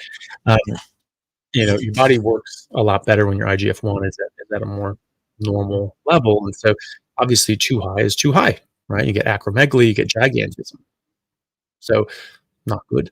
You can get problems with that, but you want everything in balance. And so if your hormones are in balance, if your IGF-1 is in balance, I mean, if you're eating a bunch of red meat and your IGF-1, jumps up, to 90 or something like that, I'm like, okay, maybe, but that doesn't happen. It does not happen. People are not getting acromegaly and gigantism by eating by eating red meat. They're growing more. They're healthier. They develop better. You look at the Cossack warriors; dudes are monsters, absolute giants, and they eat a ton of meat. They eat like 80 kg of meat a year. I eat more than that now, but I wasn't doing that when I was growing up and developing. So I'm 6'3", 240. These guys were like pushing 7 feet tall. I mean, just absolute brutes. And that's how humans are supposed to be, So that's how big you're supposed to be. I'm a large man. I would be average. I would actually be probably short. I would definitely be short in those communities, but I would probably be short in a lot of communities like the Mongolians, like Genghis Khan, and certainly um, the big mammoth hunters, back when we were just apex predators and just for thousands of generations we're only eating meat. These guys were monsters. So a lot of these things were like on average 6'2", some as much as 6'4" in some populations. Massive people. Average. Right? So I would have been average. Right? So just middle of the pack. There's a lot of other people much taller than me. And so that's not what you see. You see people growing normally. You see people getting IGF, and the amount of IGF-1 that you get from meat. I mean, how much of that are you absorbing? How much of that are you actually using? I mean, I put people on a carnivore diet, on a red meat only diet, and their IGF-1 will improve. People that are elderly or even in the so-called prime of life, they don't feel like they're in their prime of life, and their IGF-1 isn't great. Their other hormones aren't great. Their other nutrients aren't great. So there's clear reasons why. They have metabolic disease and high insulin. And you put them on a carnivore diet, put them on a red meat and water diet, and they improve, and all these things improve, and the IGF-1 improves. It does not go to astronomical levels. It stays in physiological levels, and it's good. That's what you want. You want to be in physiological levels. Oh, Lee, thank you very much for the super chat. 90 days in, last 30 days, only grass-finished beef. Awesome. Stool is really off since the start. So it has a bad smell, sticky texture, and my non-allergic rhinitis has not improved. Should I continue or any adjustment? Well, I definitely think you should continue, and I think you should definitely think about the improvements that you've had. It's been 90 days in. So you should have seen like a lot of improvements, better sleep, better energy, better skin, better performance at the gym, and just feeling better in general, skin getting better, nails getting better, all these sorts of things. And, Poop is poop, man. It's not a nice experience. So, just flush it. Don't worry about it. It's gonna smell. I mean, no one you're not that's why this thing, like, you think your shit don't stink. Like, everyone's it just does. That's just the nature of it. It's not great. There's a bunch of bacteria there. When you are transitioning, like we talked about before, you're gonna have a microbiome changeover, and you're gonna get a lot of weird sort of issues there, and people can find that's reflected in their stools. They should normalize. Um, maybe add in some fermented dairy sort of products, the Greek yogurts, live cultured Greek yogurt. Again, just a little bit with a piece of meat chewed up together, swallowed together, and that can help get that bacteria down there and sort of replacing and rejuvenating your microbiome, and that usually can help. The non-allergic rhinitis, I get runny noses as well. Sometimes when I eat certain things, sometimes when I eat, um, like salami or something like that, I get a runny nose. That's a normal thing. There's gonna be a bit of spices in there that I don't want, and that's gonna cause me a bit of a runny nose or something like that. So it depends. I mean, last 30 days, just grass-fed beef, that's great. Make sure you're getting enough fat. People get runny noses, though. I wouldn't I mean, this can help a lot of things, and it can help people's allergies and other sorts of issues, but it's not gonna fix everything. It's not gonna fix absolutely every little tick and kink in your body. It's just not going to. But it will help a lot of things. So I think, always the saying, like, you'll count your blessings. I think you should count your blessings. Think, what are the good things that this has done? Maybe it's nothing. Maybe those are the only things that you wanted to improve. It hasn't improved that. It hasn't improved anything else. Fine. Throw it away. It didn't work.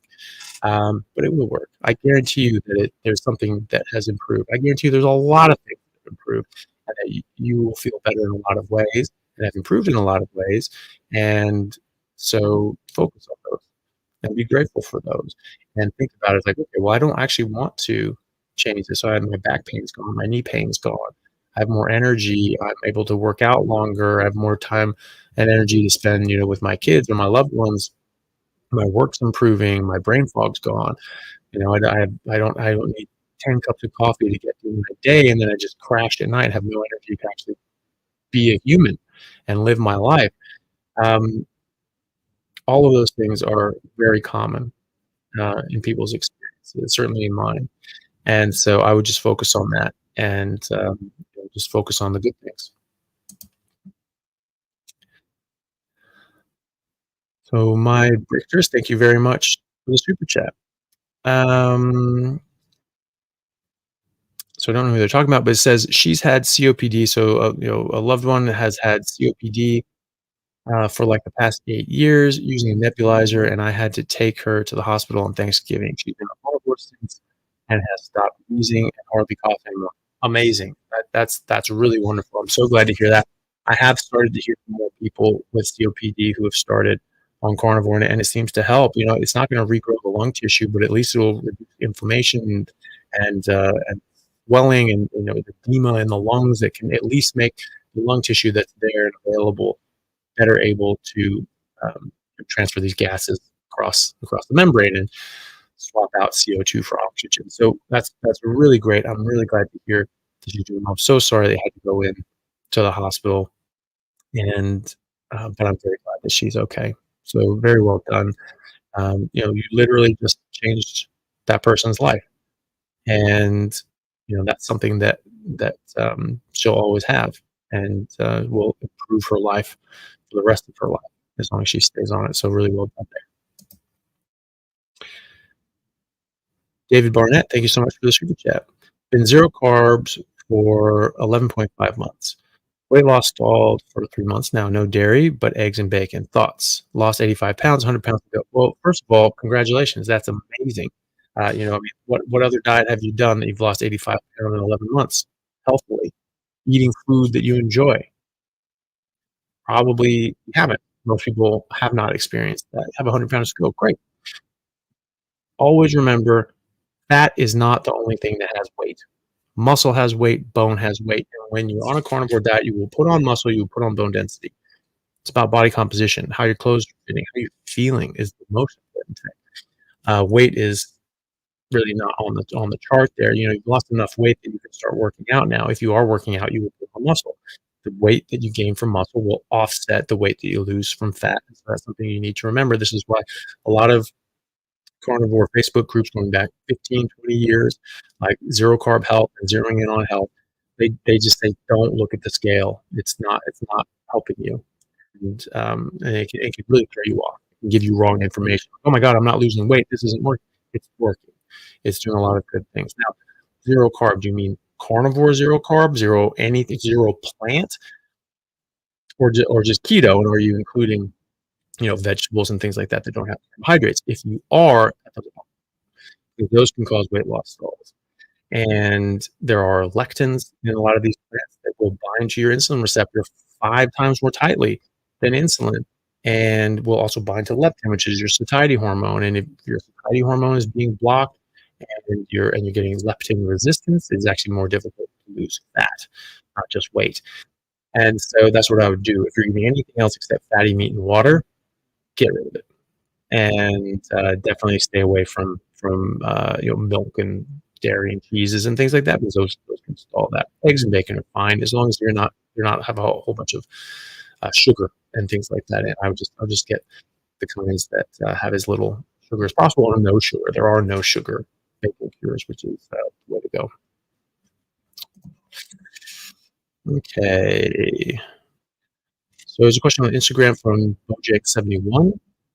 Strength training on carnivore, how often? Same as prior to carnivore. Um, well, look, I mean, keep doing what you were doing before. See how you're feeling. If you feel that you can continue on and get, um, or you can add to that. Great, add to that. You do still need rest days. Your body heals on rest days, and when you're resting and sleeping. So you need to give your body a chance to rest. You will recover much quicker. You will have much less inflammation, much less soreness and stiffness after you work out, especially if you just really just down the line fatty meat and water and that's it. No coffee, no anything. And and so you'll feel like, well, I can just do this again. You can do a lot. I mean, you could do sprints, 5 days a week easily, 6 days a week. I did it. You just don't want to push yourself so hard that you end up hurting yourself. And so you're giving yourself at least sort of one day off, or some days off in between. You shouldn't be doing the same muscle group every single day. I tried that. I was just like, oh my god, look, I'm not getting sore. I could just do this all the time. And I did obscene amounts. I was doing like 20 sets of bench, 20 sets of dip, 20 sets of squats, 20 sets of deadlift, 20 sets of shoulder press, all these sorts of things, because I could, because my body was just recovering so immediately. And as long as I give myself rest in between sets, and recovered my oxygen debt of lactic acid, I just keep going. And so that was not a problem. And so yeah, it's pretty easy to work out more, but eventually you'll get to a point where you hurt yourself. You cause an injury, you cause tendonitis, things like that. That's what I did eventually after several weeks of working at that stupid degree. I ended up getting tendonitis in my back, and but almost no one's ever going to push themselves to that degree because it's stupid. It's just a stupid amount to work out. So just work out the way you've been working out now, and if you feel up to it, start adding in extra days. But just remember to work maximally when you're in there. Work the muscle fatigue. Add in sprinting, hit training. And then, but do remember that you need rest days. You need to give your body a chance to recover, or else you're not going to get as much gains as you would have otherwise. Okay, Matt, thank you so much for the super chat. It's very generous of you. What's your opinion on electrolyte consumption supplementation aside from salt? Well, I think salt to taste, that's fine. I don't think that most people need to take electrolytes. Some do. When you're initially transitioning to just dropping carbohydrates in general, your body can pee out a bit more of the electrolytes than you may want, but that will normalize eventually. Really, I see this very very commonly. People don't need to need to give electrolytes or anything like that. Somebody says, "Oh my god, you have to have electrolytes, you're gonna die," all that sort of no, you don't. I think that's a false flag. People are posting and they're saying, "Oh, well, you go carnivore and you have to take all these supplements or you die." No, of course you don't.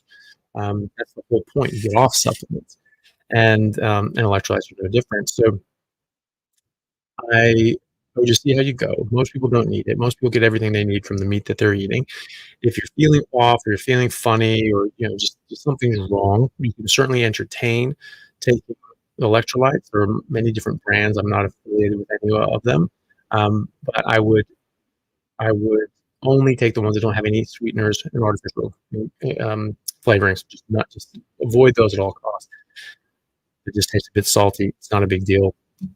And see how that makes you feel. If you go on that and go like, wow, that actually made a huge difference, great. There are people that absolutely find that.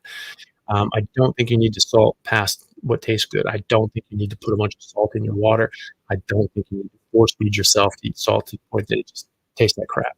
I think that's your body telling you in no uncertain terms, cut it out. Don't eat this. So just don't eat it.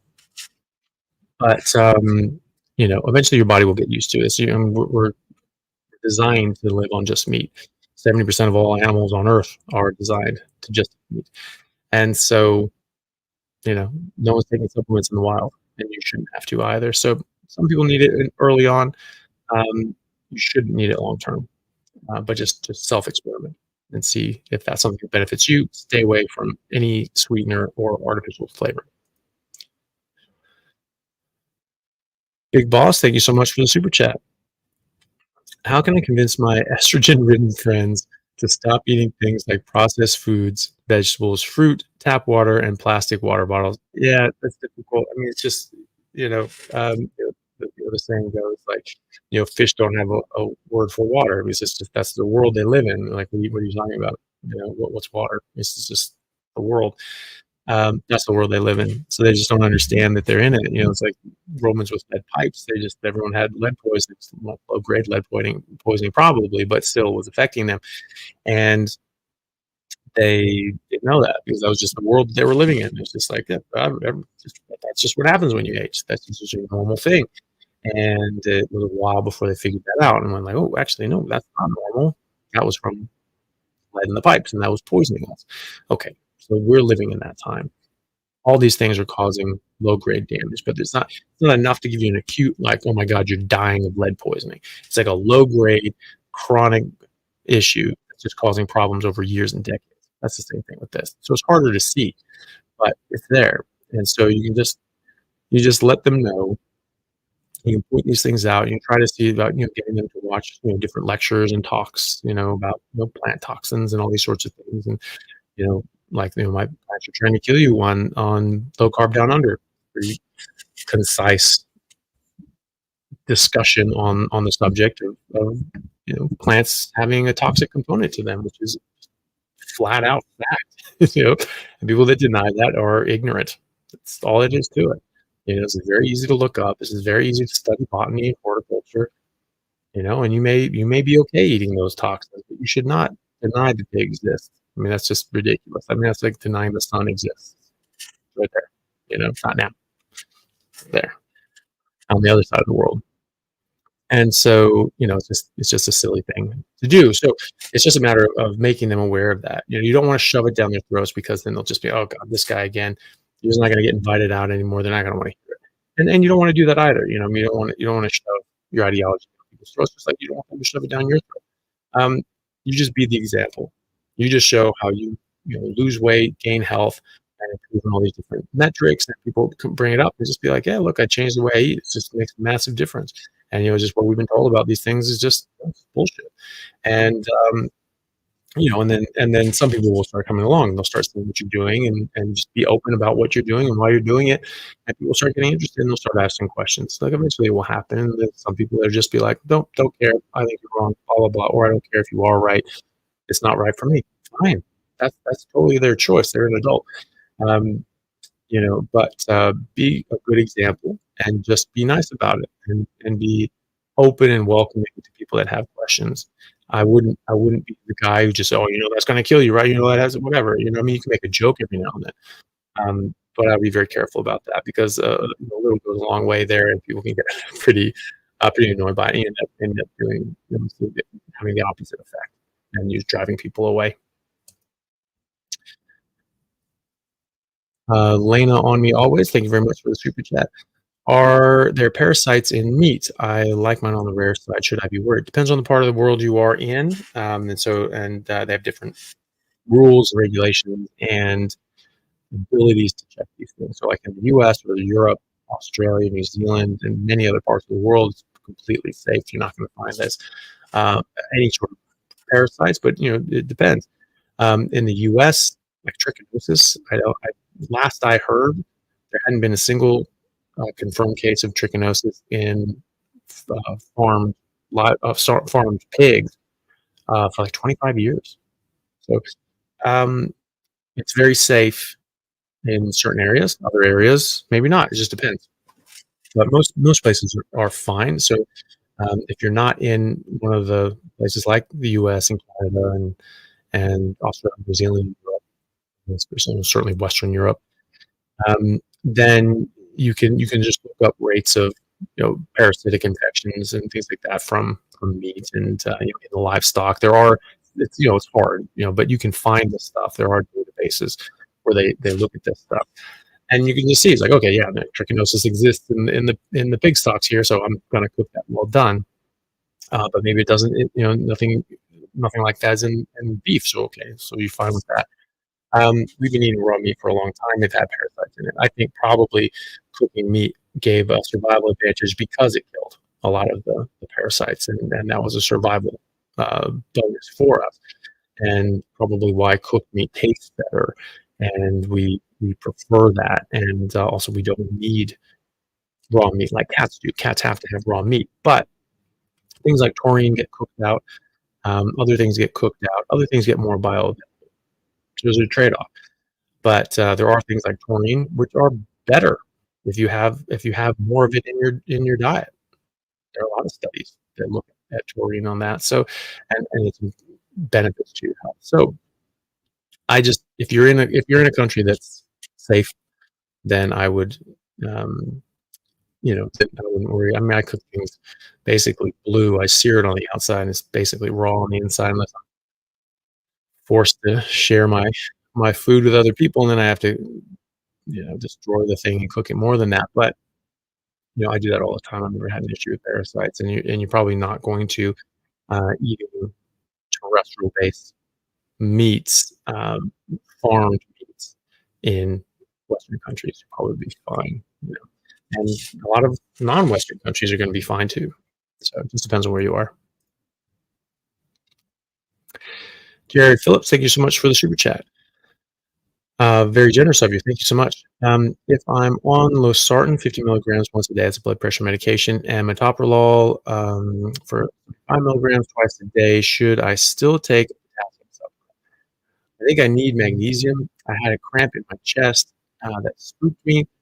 Hoping this diet gets me off those meds. Well, I hope it does too. Obviously, keep track of your blood pressure. Do work with your doctor on why you're on this stuff. Do you still need to be on it?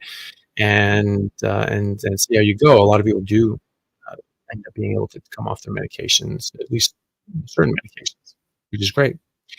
If you were taking a potassium supplement before, some of these things can strip out the potassium in your body, and you end up peeing them out, and that's part of the mechanism on how they act as a diuretic or blood pressure lowering.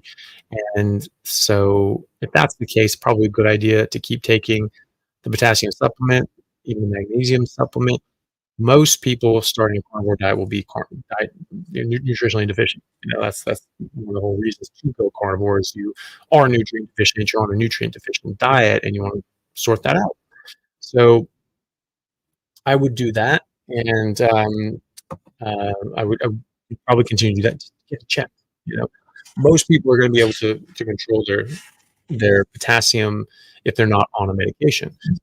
And so if you're on a medication that affects your potassium, you probably should take a potassium supplement. Sounds like you are.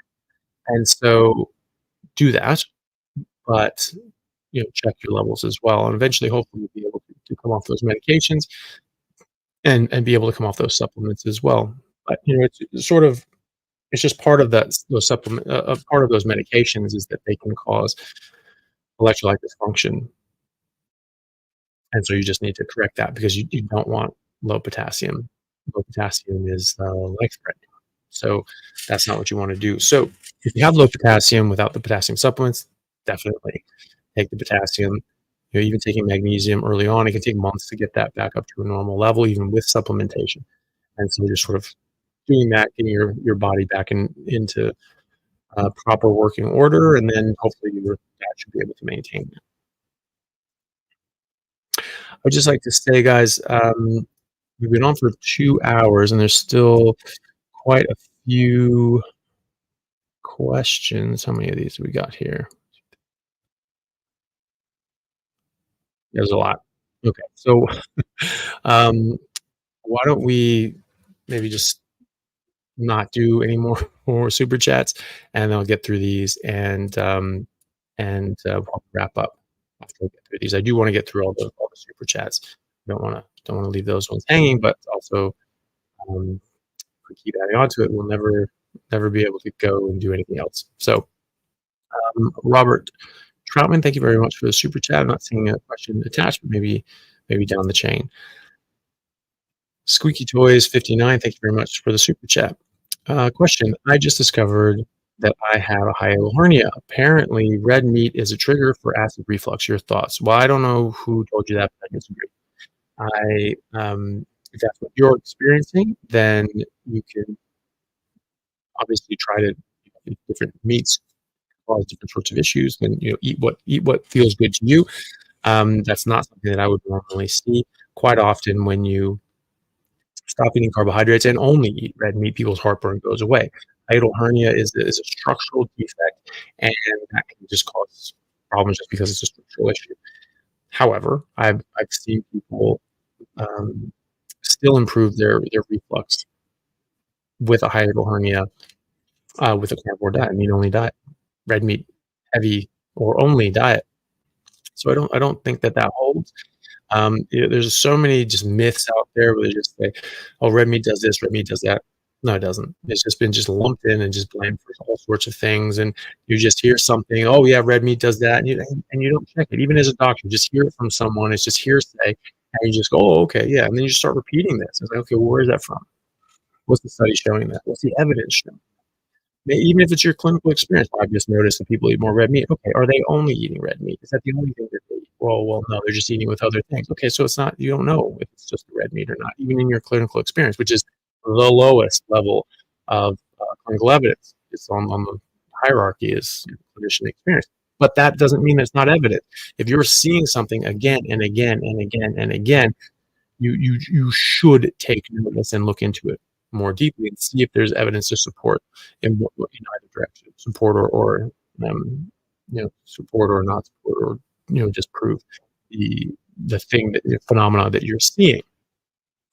I just heard this week anyway. Someone was saying that they had a endoscopy and actually resolved their gastritis and their hiatal hernia. Never heard of that before. I wouldn't expect that to be because that's a congenital issue. You're generally born with that.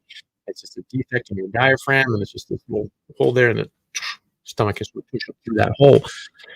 Never heard of that resolving. It could just be that they didn't have an MRI; they had a scope, and so it may be that it just, for whatever reason, wasn't popping up through and pushing through inappropriately, as opposed to sort of healing that hole. But who knows? But either way, I wouldn't expect you to get worse on a carnivore diet. But if you have, if you're on only meat and only water, no coffee, no tea, no nothing, then besides meat and water, and you find that red meat is a bit of a trigger, and it's not a psychosomatic issue because you're thinking, "Oh my God, this is going to be a problem," you will give yourself those symptoms quite often. If it's not that, and you're just getting a bit of a problem, eat another meat. That's fine. As long as you're eating meat and not eating other things, you'll be very healthy and much healthier than you would be otherwise. And so just eat the meat that you like, that you enjoy, that makes you feel the best, and that you can afford. And I wouldn't worry about it. If it's something else besides beef, fine. Okay. Lily Schwartz, thank you so much for the super chat. Question is, my mom takes blood pressure meds against arrhythmia. She agreed to try carnivore diet, PhD, proper human diet, for 2 weeks as Alzheimer's runs in the family. Uh, what's what does she have to pay attention to? Thank you for all your inspiring work. Well, as far as the blood pressure medication, you just need to understand that she may not need as much of it or any of it at all. So she should that and other medications just be cognizant of the symptoms that she might get if she were taking too much, right? So for blood pressure medications or things that can lower her blood pressure, is she getting dizzy when she stands up or sort of lightheaded? Oh, have to hold herself for a second or just not really feeling right. Check her blood pressure at least once a day, if not twice a day, and certainly anytime she gets sort of head spins or feels a bit dizzy or lightheaded, because it could be that she's on too much medication. If she's on it for an arrhythmia, maybe that she needs to stick on it, but you can also talk to the doctor about any other reasons or treatments that you could have. Things like if you have atrial fibrillation, which is very common, it's one of the most common arrhythmias, or arrhythmias that we treat and don't just ignore and say don't worry about it. That sometimes you do an ablation and you do an ablation of the atrial appendage, which is where the sort of the clot forms when you get atrial fibrillation. That's the risk with atrial fibrillation is that you can form these little clots, and that can kick off and cause a massive, massive, massive stroke and or infarction anywhere in your body. So if she has that, there are more definitive treatments. There are major treatments, and people do die doing these procedures, but they're very rare, very, very rare that they do, especially in experienced and very experienced hands. And you can just go to someone who's very experienced. Um, but I would make sure that she isn't getting her blood pressure too low. And if she is, and there aren't any other sort of treatments that she can undergo or wants to undergo, working with her doctor to find medications that treat her arrhythmia, but don't put her into, challenge her blood pressure to such an extent that she's symptomatic. And good luck with that, and good luck for your mom. Patrick Holleran, thank you so much for the super sticker. I really appreciate that. I'm glad you're enjoying the Q&A. So meat is where it's at. I agree. Thank you very much for the super chat. I made a video about leaving Mormonism, about how leaving Mormonism made me carnivore. I was able to justify being, you were able to justify being vegan for 10 years despite my health declining. They based their health code off of the Seventh-day Adventist. Ugh, that's not good. Yeah, I've heard that. I didn't hear that it was, strict to the Seventh-day Adventist, but, they just said, eat clean, basically, just eat fruits and vegetables, all that sort of stuff, and, maybe limit the amount of meat. But I've never heard that they recommended just stopping eating entirely. But that's interesting, and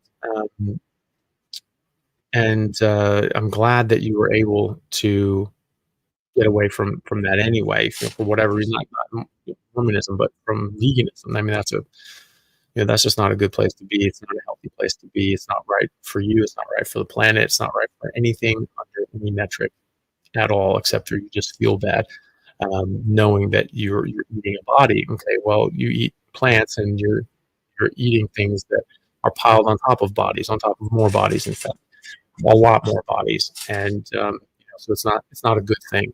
It's not ethical. It's not moral. It's not environmentally sound, and it's harming you. So what the hell are we doing? It's not a good idea.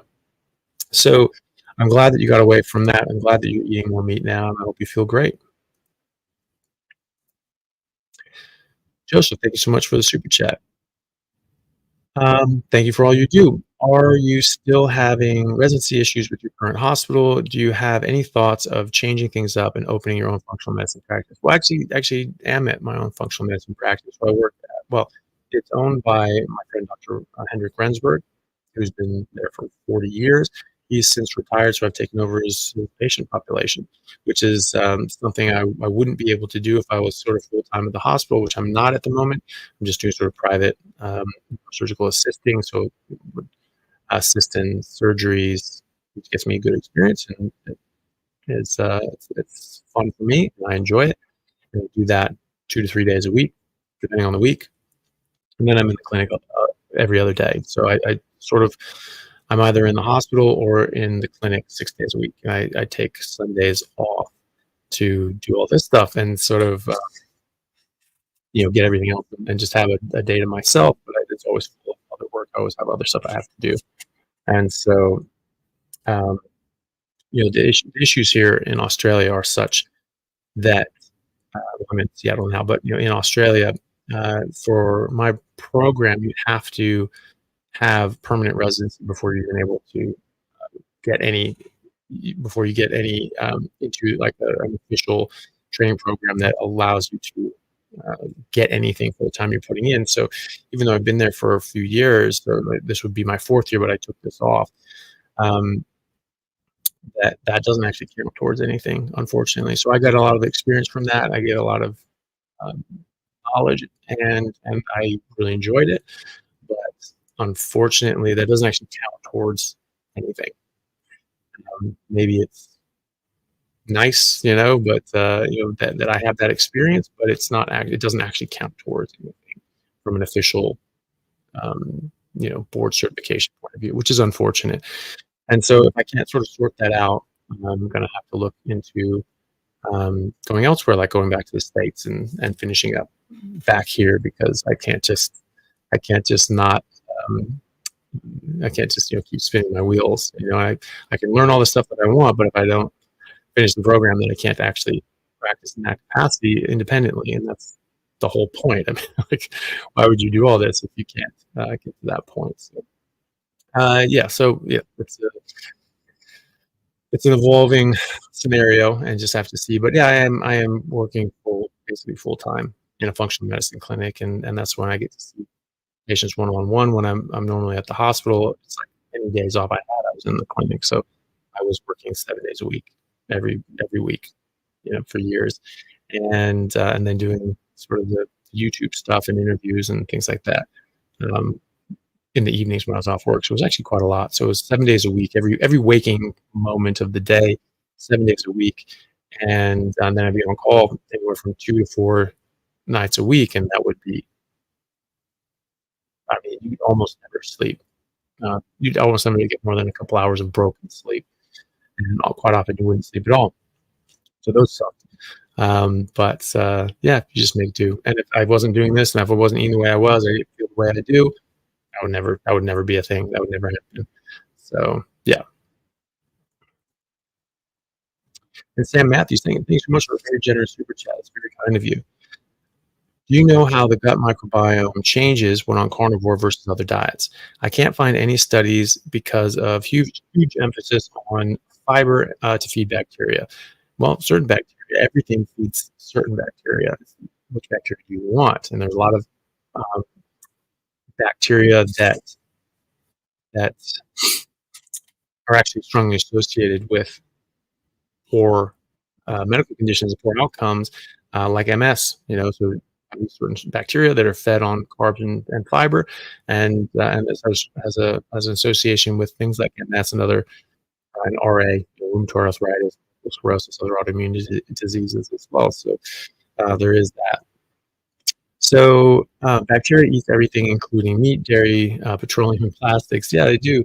So the thing is that whatever you eat, it's going to affect your microbiome. And your microbiome can actually change in 24 hours, and it can be very different. It will continue to change and to change and to change depending on what you eat. And because you just have all these different sorts of factions, and they all eat different things, just like in any sort of natural environment and habitat. This is a microenvironment, a microhabitat, but it's absolutely still. I mean, these are living organisms, and they are still doing the same things that we would see out in the jungle. So, a lot of different herbivores and carnivores and things like that eat different things. And if those resources are abundant for those things, then they will thrive and they'll flourish. And if they become more scarce, they'll die out, and something else that's more fitted to that environment will flourish. Same with your microbiome. And so you just start cutting out carbs and sugar and fiber and things like that, and the bacteria will change. but they're saying, "Oh, that's gonna be a negative." Well, that's fine because the microbiome studies that they do on Inuit, when they're just eating meat, some of the healthiest, most diverse microbiomes that that you can have. So, a lot of these things, a lot of these studies, have a specific agenda, and they associate certain things. These are associations. So you have, like, well, people that are healthy, they eat more fiber and this, that, and the other. Okay, well, what is their microbiome like? Well, that must be a healthy microbiome because these people are healthy. Well, that's healthy user bias. People eating more fruits and vegetables because they're told that's what's healthy, and so they're okay. I want to be healthy, so I'm going to eat fruits and vegetables. I'm going to exercise. I'm going to get enough sleep. I'm going to get enough water. I'm going to get sunlight. I'm going to do all these sorts of things, or not avoid sunlight, use sunblock, and all that sort of stuff. So something like healthy user bias can affect that. And then you look at an association. Well, these guys have this microbiome and they're healthy, therefore that microbiome makes them healthy. Not necessarily. It's just that's the microbiome they have because that's what they're eating is going to dictate that. And then you go to a carnivore diet and you get very diverse, very healthy microbiomes, and and ones that are associated with actually very good health outcomes. So, people say, "Oh, wow, we wouldn't have expected that." Well, I do because this is how we're designed to live, and this is how we're designed to eat. And so, obviously, our microbiome is part of our existence. We have a symbiotic relationship with our microbiome and oral biome, and when you're eating the way you're supposed to eat, you're going to support the microbiome you're supposed to have. It's as simple as that. And it's sort of a proof of concept that, if you are eating a certain way and that actually says like, wow, that's an optimal microbiome, maybe that's an optimal way to eat too. But then, yeah. And then the idea that fiber is necessary. It's absolutely not necessary. They say that also it feeds some bacteria and they make short chain fatty acids like they do in cows and gorillas, but there's very, very few of them. It moves too quickly for it to actually do anything real. But they say, oh, these short chain fatty acids are really good for your enterocytes. So how are you going to get that otherwise? Ever heard of butter? It's named that because of the amount of butyrate it has. So there's butyric acid, butyrate, these things. This is what we're talking about. It's like feeding the gut lining. Eat some butter. There's plenty in there. Your ketone bodies, most of them, do the exact same job and feed your parasites. And also, there are a lot of people that don't eat fiber. There are a lot of people that aren't in ketosis and don't eat fiber. In fact, the majority of people are in that category. They don't die of intestinal failure, right? The intestines still work. They still get nutrients. Now, it may be that that's an optimal and preferred energy source, just like ketones are our optimal preferred energy source for our brain and our heart. That doesn't mean that our brain and our heart can't run on other things like glucose, and so can your enterocytes. But it's a bit convoluted. But really, what you have to just look at is just say, okay, what are some people, peoples like the Inuit that are mostly eating meat, or hopefully they do a study right.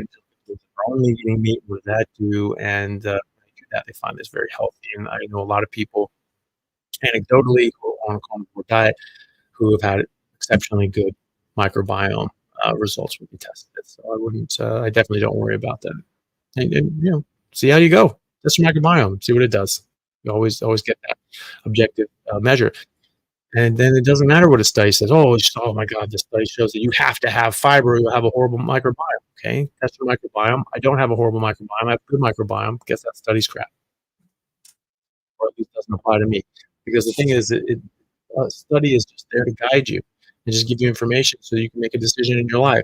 And if a study says if you do X, you'll get Y result, and you do X, you get Z result, who cares what the study says? It doesn't give you the result that it's saying. And so, that's not useful. And it can be safely ignored. Absolutely. Paul Graham, thank you for the super chat. I'm not seeing a question with it, but maybe down the chain. So I'll keep an eye out for that. Limerick's Cube, thank you so much for the super chat. How does a carnivore diet affect parasites? And do you have any insight as to the effect on HIV positive people?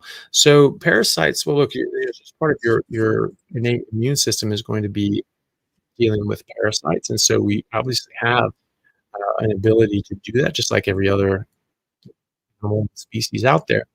However, you can still get very, very sick, and you can still need medicine, and that's a wonderful thing that we have that animals in the wild don't have, which is that, we can actually, give ourselves medicine if we have a parasitic infection that's sort of taking over and causing harm. There are medications that can deal with that actually quite efficiently.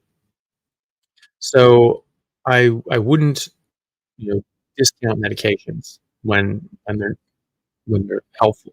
And so if you have a parasitic infection, your body's not clearing it, certainly talk to your doctor and try to get that sorted out with medications. I think that's the right thing to do. I would do it. Um, I do think your body's going to be much more robust and much more able to defend against a an overwhelming parasitic infection. You might still get certain things, and some people would have horrible allergies. This was thought because it's the same part of your immune system that causes allergies that normally we would see fighting off parasites, but we don't have access to parasites. We're just living in these very sterile environments. We're not out in the dirt. We're designed to live in the dirt. That's where we grew up biologically, and we don't. So our body's not having any exposure to worm eggs and different parasites and things like that. And so it goes a bit haywire and goes crazy and starts attacking you. People get horrible allergies, food allergies, and sensitivities that can kill them. Right? You have this massive, overwhelming, inappropriate response, and so that's not enjoyable. That's not something that anybody would really want. And there are some people that have sort of looked at that and said, okay, well, this is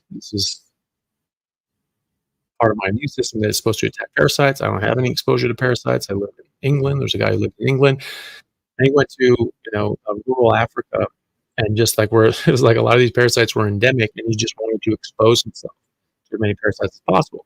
Gave himself a parasitic infection, like that. His allergies were gone. He's crippling, and he just like couldn't leave the house, couldn't do anything. He's just constantly being plagued with these allergies. As soon as he got these things, gone, just completely gone. I just went, well, yeah, that's it. That's what we're here for, and started fighting off these parasites. So I think on a carnivore diet, your immune system will improve. I think you'll be better able to fight off parasitic infections, which is what we're designed to do, and it's a natural process. And I think if you get too much of a parasitic infection in your body, and it sort of overwhelms your body, you're not really able to clear it yourself, you're starting to get symptomatic. I think that taking medication is absolutely desirable in that circumstance. Robert Troutman, thank you very much for the super chat. Just completed a 3-day fast. Numbers remained 80 points high on average. I'm assuming it's glucose. No ketones throughout. Feeling discouraged. Any input? Well, that's interesting. Especially well, your glucose is going to stay around 80 anyway, as it should. Even when you have high ketones, your blood sugar will generally stay around that, so that's good. Over 100 is then a problem. So, no ketones throughout. That is interesting. I don't know how you're checking your ketones. Quite often, people will check their urine ketones. Those are inaccurate, and so you can absolutely be in a state of ketosis and high blood serum levels of ketones, and your urinary ketone shows no ketones. Okay, so you get the urinary ketones when you have such an overabundance of ketone, your body's just like, we don't need this, and you sort of lose it. This is why people that have been in long-term ketosis, long-term ketogenic diets don't have markedly elevated ketone levels. The Inuit don't have markedly elevated ketone levels when eating a meat-only diet. Some people say, well, that means they're not in ketosis. I mean, define ketosis. I define it as a metabolic state where you're able to make your own blood sugar, glycogen, ketones, and run your body with low insulin. And they are certainly in that state. And so it's just become more efficient at using your ketones, and you don't make too much ketones your body can't use properly. And so and you just make what you're going to use, just like your blood sugar. Now you're not having big swings, spikes, and troughs. You're just making the amount of blood sugar that your body actually needs and uses, right? The same thing with our ketones. So if that was urinary ketones, don't listen to that. get something that can monitor your blood ketone levels, and but also, if you have markedly elevated fasting insulin, and which a lot of people do, it will take time for that to come down to a point that your body can start producing ketones properly. So just don't worry about it. I've literally never checked my ketones. I've checked my fasting glucose on blood tests only. I don't care because you're designed to eat meat. And if you're eating meat and you're not eating anything else, your body's going to do what it's designed to do. Eventually, your body will heal. Eventually, your body will get to a point where it's being able to use these things, utilize them more effectively. But that's what's happening. I don't look at any of my numbers because I just don't care to. I don't look at my ketone levels or my blood sugar. I don't care to because I'm putting in my body what I'm supposed to have. And what my body does with that afterwards is what it's supposed to do. So I'm not going to change the way I eat. Oh, well, my ketones aren't quite this and that and the other. I don't care. I'm eating what I'm supposed to eat. My body's doing what it's supposed to do. And I'm certainly not going to go back to eating another way just because, like, well, I didn't get the results that I expected. Therefore, I'm just going to go back and eat a bunch of things that make me feel horrible and I know are not good for my body. So that's what I would say. I would be um, willing to bet that you probably were checking urinary ketones. Maybe you can pop that in the chat what you were doing, but that's generally what people see. People get through their urinary ketones and like, wow, they're very low or they're non-existent. I must not be in ketosis. You need to check blood ketones. Those are the only accurate way of testing that. And otherwise, I still wouldn't worry about it. Blood sugar is exactly where it's supposed to be, and just go by how you feel. Don't track numbers. It's not as helpful. If you're diabetic, then you need to keep track of these things. If you're taking medication, taking insulin, that's important. Everybody else, just focus on how you feel. Focus on, do you feel good? Is your health improving? Yes. Okay, great. Don't worry about the rest. Damian Williams, thank you so much for the super chat. It's very generous of you.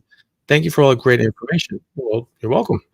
Hope you have an awesome new year. Well, thank you very much, Damien. I appreciate that. And thank you. Hope you have a great new year as well. Hope everyone has a great new year.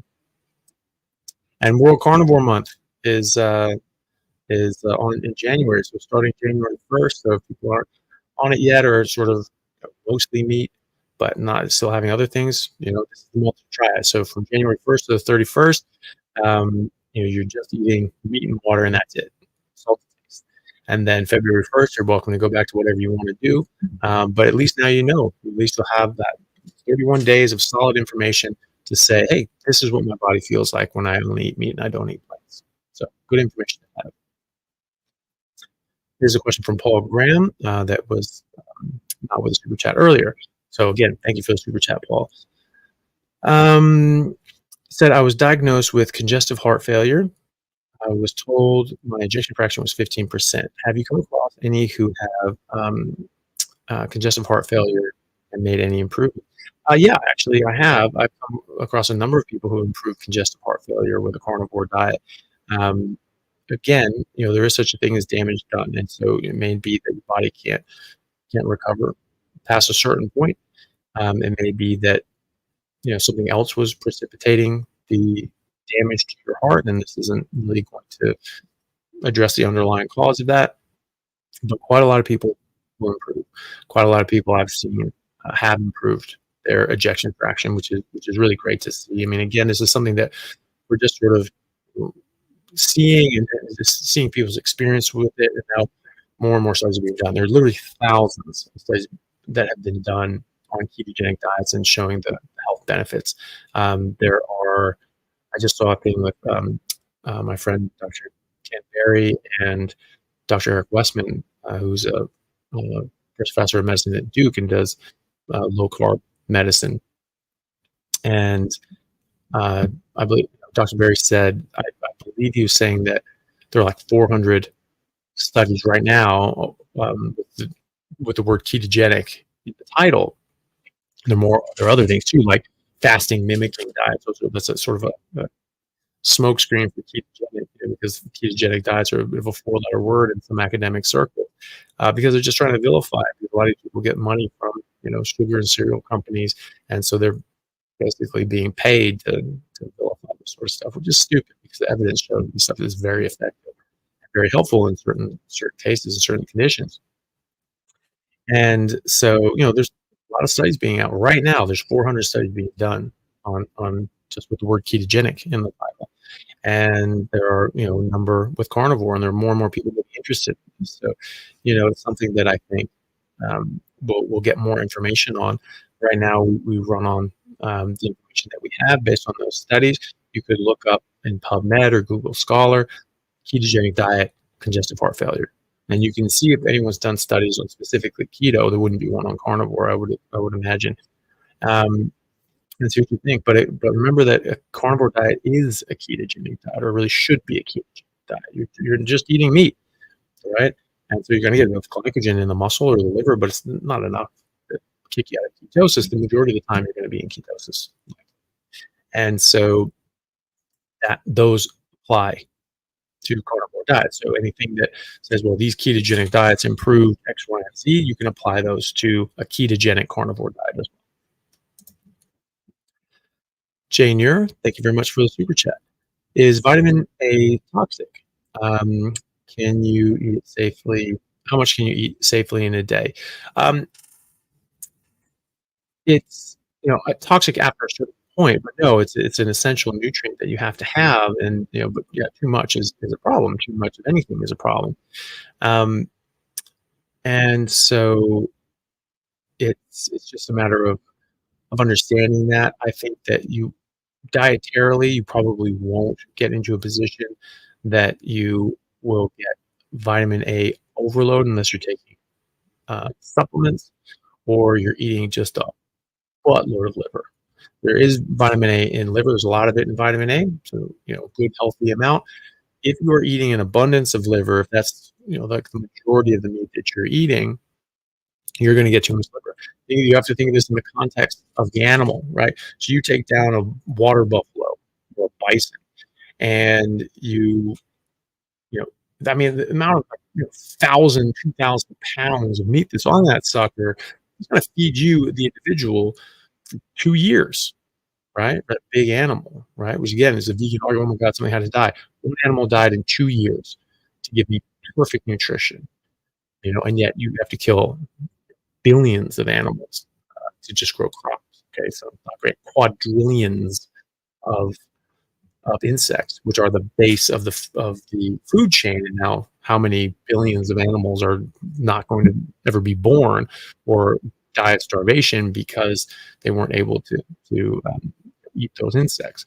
And then there's all the water pollution, ground pollution, and just the glyphosate in the rainwater. Now people are testing. I mean, Jesus. I mean, this is just crazy. The amount of harm and destruction that agriculture and industrial crop farming has caused and is continuing to cause. This is getting worse.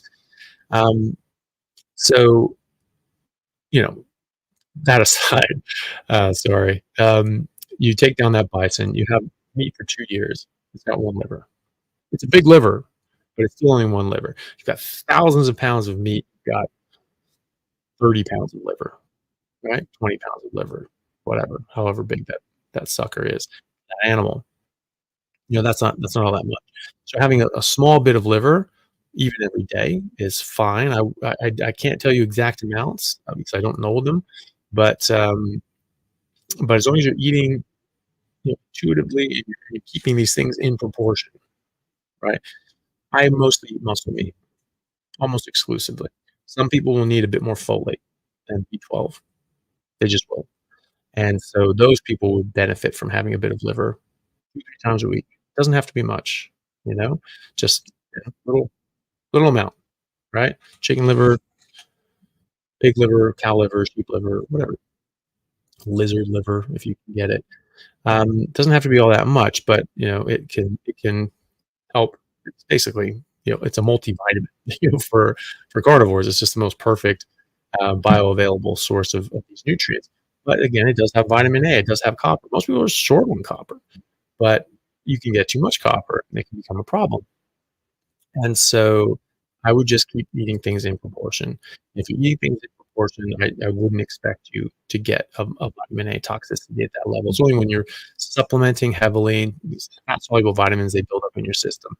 And so if you're taking supplements for a long time or you're eating a lot more liver than would be proportionate to that animal, um, I think that that's when you run into trouble with vitamin A. But I do think that that's something that people will get. And vitamin A, hypervitaminosis A, having too much vitamin A suppresses your thyroid stimulating hormone, for instance. And so people get thyroid dysfunction, and they get hormonal dysfunction, they get other sorts of problems. And they think, wow, this carnivore diet's not for me. And so then they start adding in sugar and carbs and all these sorts of things. And what happens? Well, when you eat carbohydrates, it increases your body's demands for certain vitamins like vitamin A. And so then all of a sudden you're not in a sort of a too high level. It's now in a more normal level because you've changed your threshold on how much you need, and then things are actually working better. Like, look at that. That's interesting. Well, there are, gosh, I don't even know how many people around the world now that have been doing carnivore for years and years and years and never get those problems. But most of the time, they're not the ones eating tons of liver. A lot of the influencers who have gone away from that and started adding in sugar and things like that, they're the ones that were really pushing liver, and they're really pushing organs and eating a ton of it themselves, presumably. And they're the ones who had problems, And then I think when one gentleman was eating tons of liver, had liver supplements, and then was taking Roaccutane, which is like a mimic of vitamin A, and it's just toxic stuff. Anyway, that medication is just awful. Had problems, blamed the diet, blamed not having carbs, blamed being in ketosis. Right? There were other things going on there that you need to eliminate before you can blame that, especially because you have entire civilizations who have never eaten carbohydrates generation after generation with absolutely no deleterious effects, as long as they're getting enough protein and fat. And you have entire human existence and pre-human existence as apex predators throughout ice ages when there weren't these carbohydrates available or any carbohydrates available, just meat available, and populations around very recently, like the Inuit, the Native American, and the Australian Aboriginals, just eating meat up until very recently. They got displaced off their land. They got their bison herds wiped out, and they get forced to eat a bunch of crap, and they've gotten much sicker as a result of that. So that's my 2 cents on vitamin A. Ramon Badros, thank you very much for the super chat. Please answer Michael's question on your social media. Okay, what was Michael's question? Social media. I'm assuming that's maybe on Instagram. I don't know. I don't know Michael who. Or which sort of question. Unfortunately, because I'm on StreamYard, I don't see all the comments that pop up, just ones, certain ones that sort of get starred or whatever. I do try to look through them, but unfortunately, I don't know which Michael you're referring to, or which platform, or what their question was. If something like that happens, just please do, if you sort of like question, maybe put the question in there, copy and paste it in there if you can, or try to paraphrase it. Because unfortunately, I'm not really seeing. There's other Michaels, but the Michaels I'm seeing at the moment doesn't have a question up, or I'm not seeing a question anyway. Goodness. So I'm just trying to scroll through and see if I can find any Michael that has asked a question here. There's a Michael asking how to start the diet gradually, and he is chronically ill. Okay, so that's what someone was saying. Michael Laird. Well, Michael, if you can post your question again in Instagram, that would be great. Michael Laird says chronically ill, internal shingles. That's not fun. Um, I don't treat that myself, but just shingles in general, are amenable to antivirals, which I think are probably a really good idea in that case to try to get rid of those. They're not fun. They can give chronic pain afterwards, even after the shingles are gone. I have seen people improve their chronic pain from it's called post-herpetic um, neuropathy on a carnivore diet, and it sort of improves a lot of um, neurological issues and pain issues, especially. And so that's something that can possibly help. Chronically ill, obviously, if you have a lot of chronic issues, it's going to take a long time to heal, and not everything can heal just by eating better. But there's precedence for this. There's a book written by a lady in the late 1800s who was bedridden for years, and every doctor who came into town was like, "Please help me. What can you do?" And they all had their tinctures and this and that and whatever, and then they'd leave, and she wouldn't be any better. She came across Dr. Salisbury's book about we should all only be eating red meat, and this is really helpful from a medical perspective. And she said, "Right, that's what I'm doing." She was too weak to get out of bed to go to the butcher and buy meat and grind it herself, which is what was done at the time, especially make up Salisbury steak, which is ground hamburger patty without the gristle, and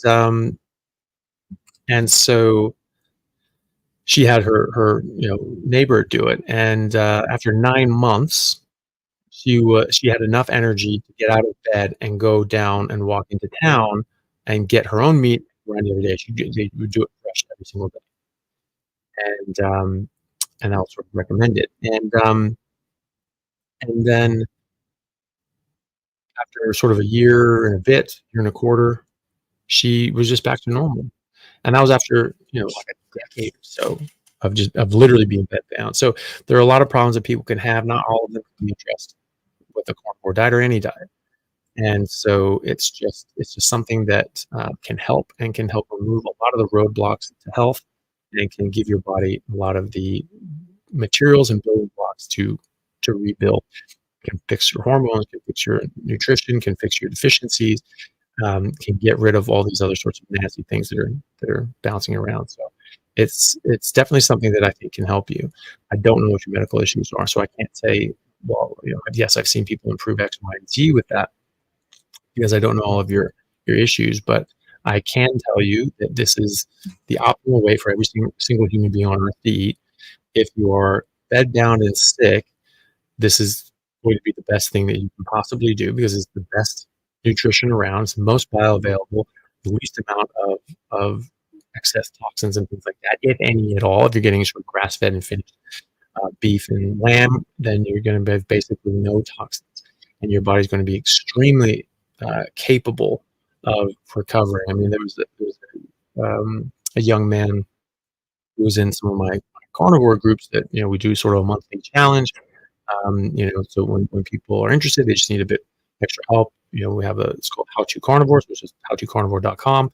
And, we just have, it's just, for a month, we just follow people. We have chats, we have resources, we have weekly calls like this where people can ask their questions and help get a bit more one-on-one help. And one man was vegan for several years, and his health was getting worse. We said, okay, well, I'll up it up a notch. I'll go just raw food only. And then, okay, my health is getting worse. Okay, I'll just raw fruitarian. That's all I'm going to do, because he just sold this lie that this is the healthiest way to eat. It's just insane. And so he was getting more and more sick. And eventually he was bedridden. He had such neurological dysfunction that he couldn't get out of bed.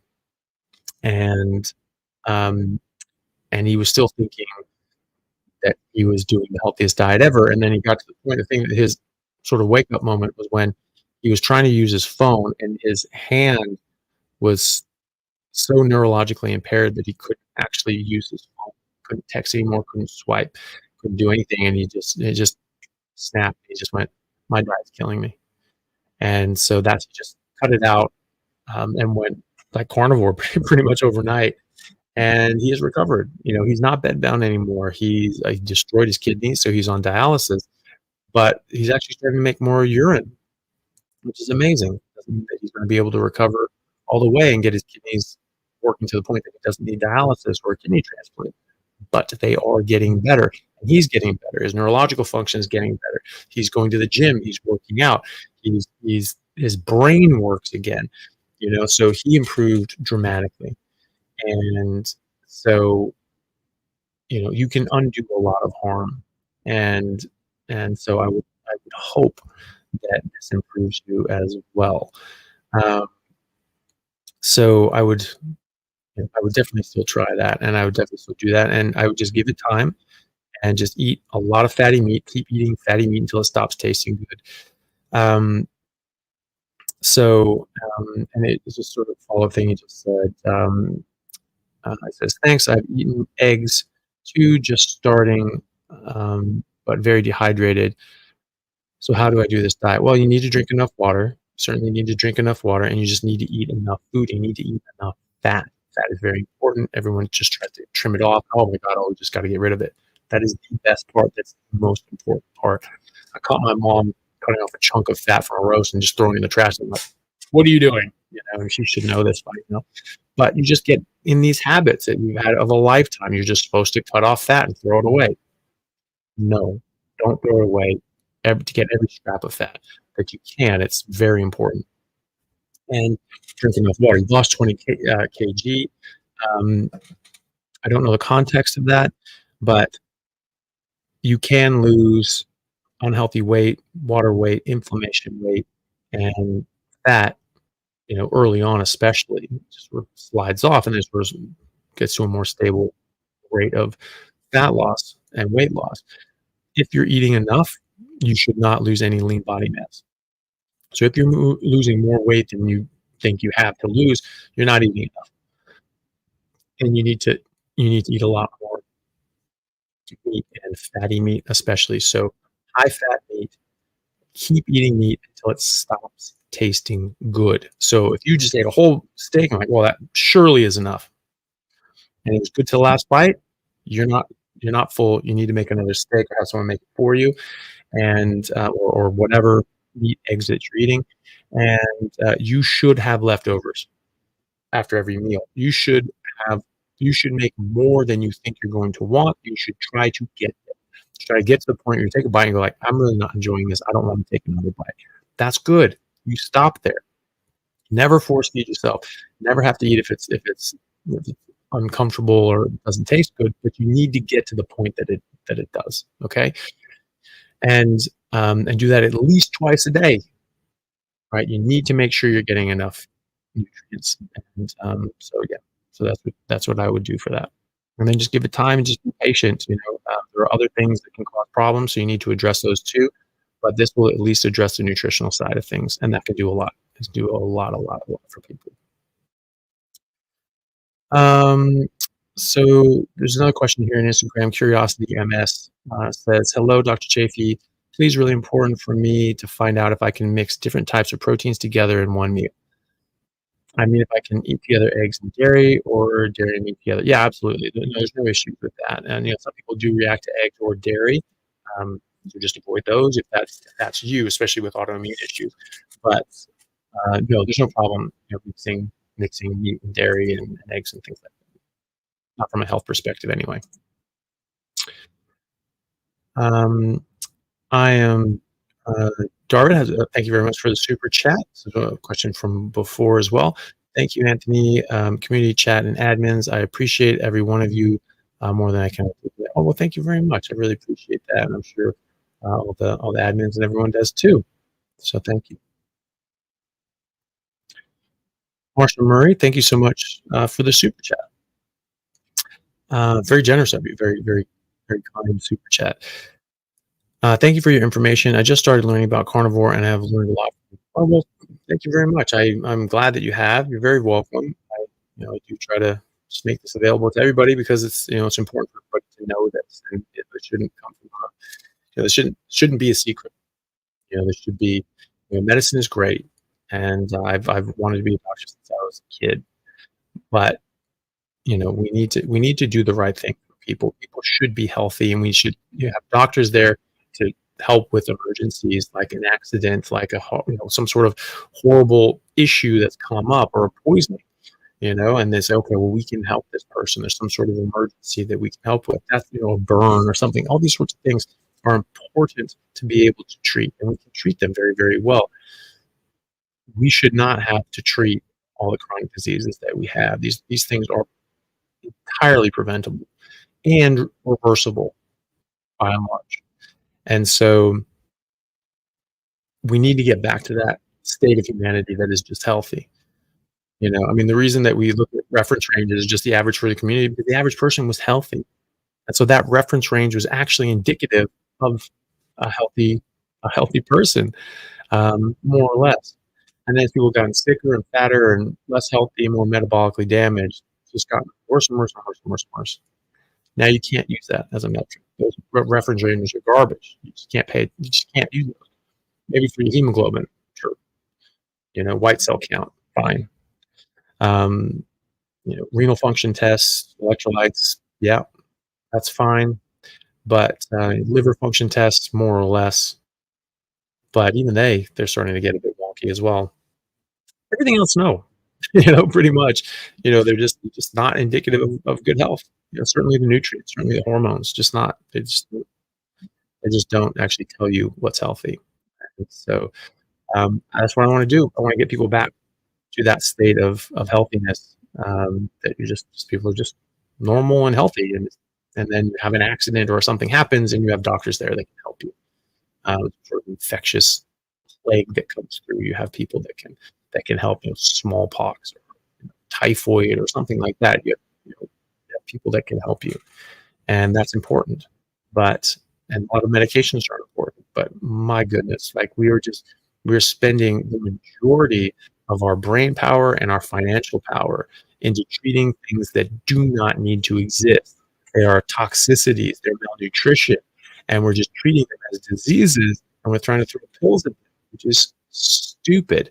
You are not going to cure disease that way, and they're not trying to. They're trying to just treat the symptoms of a lifelong condition so that you have to buy this medication for the rest of your life. That's wrong.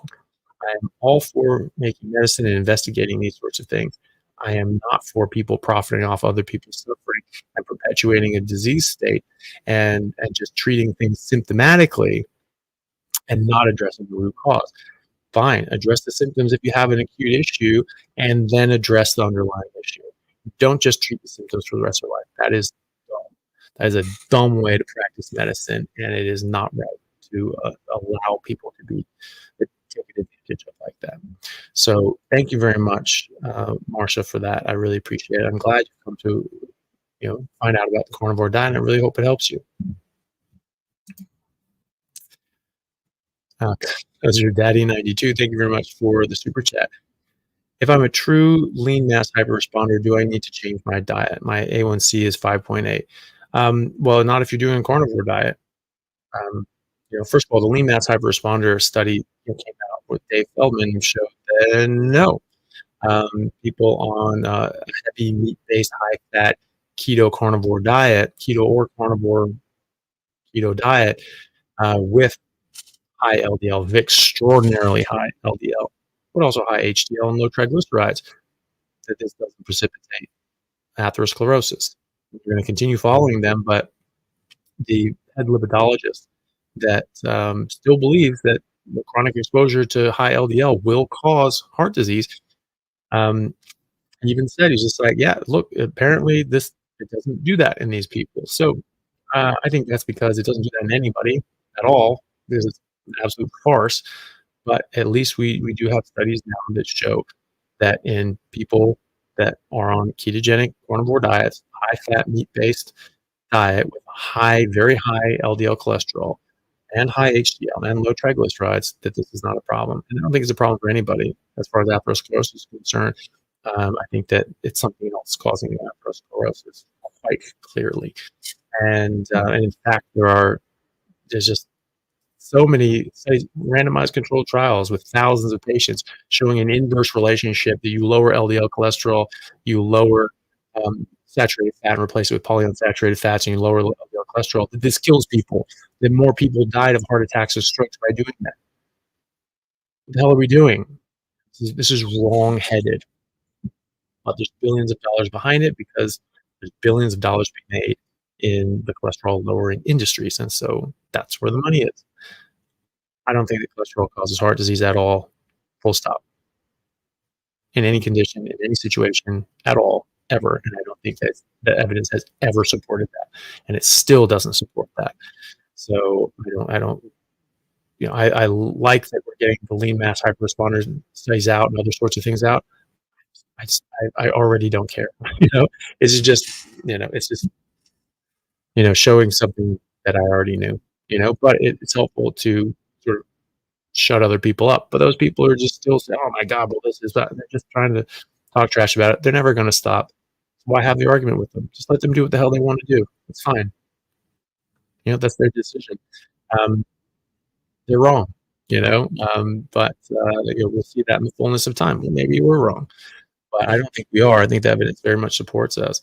And we'll see what happens when people are improving their health. And then they're reducing their biomarker, reducing their insulin, their HbA1c, they're reversing metabolic syndrome, and all these other sorts of things, which are major, major, major benefits in the prevention of heart disease.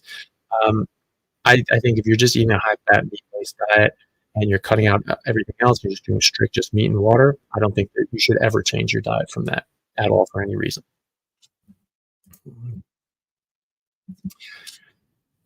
Yeah, thank you very much for the super chat. Thank you for your time. You're very welcome. I recently learned that men and women's fasting should be practiced differently, or should women fast at all? I don't think you need to fast at all. I think the main benefits you get from fasting are just not things that are bad for you, and so you're just eliminating those from your diet, and also you're going into a metabolic state of ketosis that is beneficial. So that's the so-called fasting metabolism. That's the metabolism you go into when you fast. That's also the metabolism you go into when you just fast from carbs, when you just start with carbohydrates, which is really our primary metabolic state. Because in nature, in the wild, and for millions of years, we never ate carbohydrates, and so we were always in that state where we were not eating carbohydrates. We're in a so-called fasting state. Most animals on Earth are in that so-called fasting state. Carnivores, because they're just eating animals and just getting fat and protein, and then herbivores because that's again what they're breaking down fiber into is protein when they're eating fibrous plants. There's other things, they eat nectar and algae, like who knows what their biochemistry is. I don't know that, but the majority of herbivores eat fibrous plants, and the majority of carnivores eat animals. That's for the definition, and so all of them do, not most. And so fasting is a normal thing that you find in nature, especially for predators, because it may be difficult to catch prey and get a kill, and so it may be several days or more before you get a kill. But that doesn't mean that that's good for you. That's what you're supposed to do. It just means that's a thing that your body is capable of doing. And I don't think that it's necessary because you have the Native Americans who would do a buffalo drop, and they'd have meat for the year. We have evidence of mammoth drops going as far back as a million years ago. So we've been killing large herds of animals or portions of a herd of animals and having resources and food for a year or more because of that. So presumably they had pemmican and dried meat available at any time they wanted, so they just didn't eat if they weren't hungry. People say that I fast because I only eat once a day usually, but I'm not fasting because I'm not depriving myself purposefully of nutrition. I'm just not hungry. If you're eating high density nutrition, you don't need to eat as much or as often, and so I don't, right? But I eat fatty meat until it stops tasting good, and then I'm good for like 24 hours unless I'm lifting weights and working out a lot, then I need to eat more. But as far as fasting is concerned, I don't think you need to practice it differently. I don't think you need to eat anything differently. I don't think you need to do anything differently. Men and women are exactly the same species, right? So we're going to have the exact same dietary requirements, sometimes more, sometimes less. Sometimes you need a bit more, certain, higher quality nutrition, especially leading up to pregnancy and during pregnancy and breastfeeding. There are a lot of tribes that when they're getting ready to have a baby, when they're pregnant, they're just being fed just all the fattiest bits of meat, all the choice bits, because those were the nutrition is, right? And so your nutritional demands may change based on different sort of life cycle that you're in, pregnancy and so forth. But that doesn't change what you need. You need meat, you need fat, you need those nutrients, and I don't think you need to change that. I don't think that I don't think that practiced fasting is necessarily uh, necessary, and I wouldn't think that you need to do it differently, honestly. I think you just eat meat and drink water, and then just go about your business. I don't think you necessarily need to fast. If your body's telling you to fast, if like you're pregnant and you're just getting meat aversions, like if you're not hungry for meat, you're just not hungry. Just don't eat. You don't have to eat anything. If you're getting meat aversions, your body's saying, "Ooh, don't eat that." It's telling you not to eat it all. It's not telling you to go eat chocolate and candy bars. You may want to eat chocolate and candy bars because they're addictive and it's a drug, but that's not it doesn't mean your body wants you to. And from a health perspective, and so if your body's telling you don't eat, then fine, don't eat. You know, Eventually that will taste good, and that's fine. So I still think you just listen to your body. If you have food available, you just do that. The Mongols, they would go 5 days without eating, and then they'd eat 10 pounds of horse meat and do it again. So this is something that we're designed for. I don't think you have to do it in order to maintain optimal health. I think you just eating the proper diet, you're going to be in the proper metabolic state, and you're going to eliminate out things that are negative for your body. So that's what I would do. I would just not worry about fasting. And I know I don't think that you need to fast differently for men or women.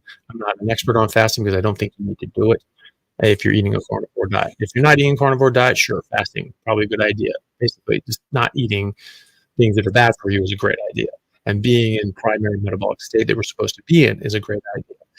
But if you're just doing carnivore, I don't think you need to fast. Nicole H, thank you very much for the super chat.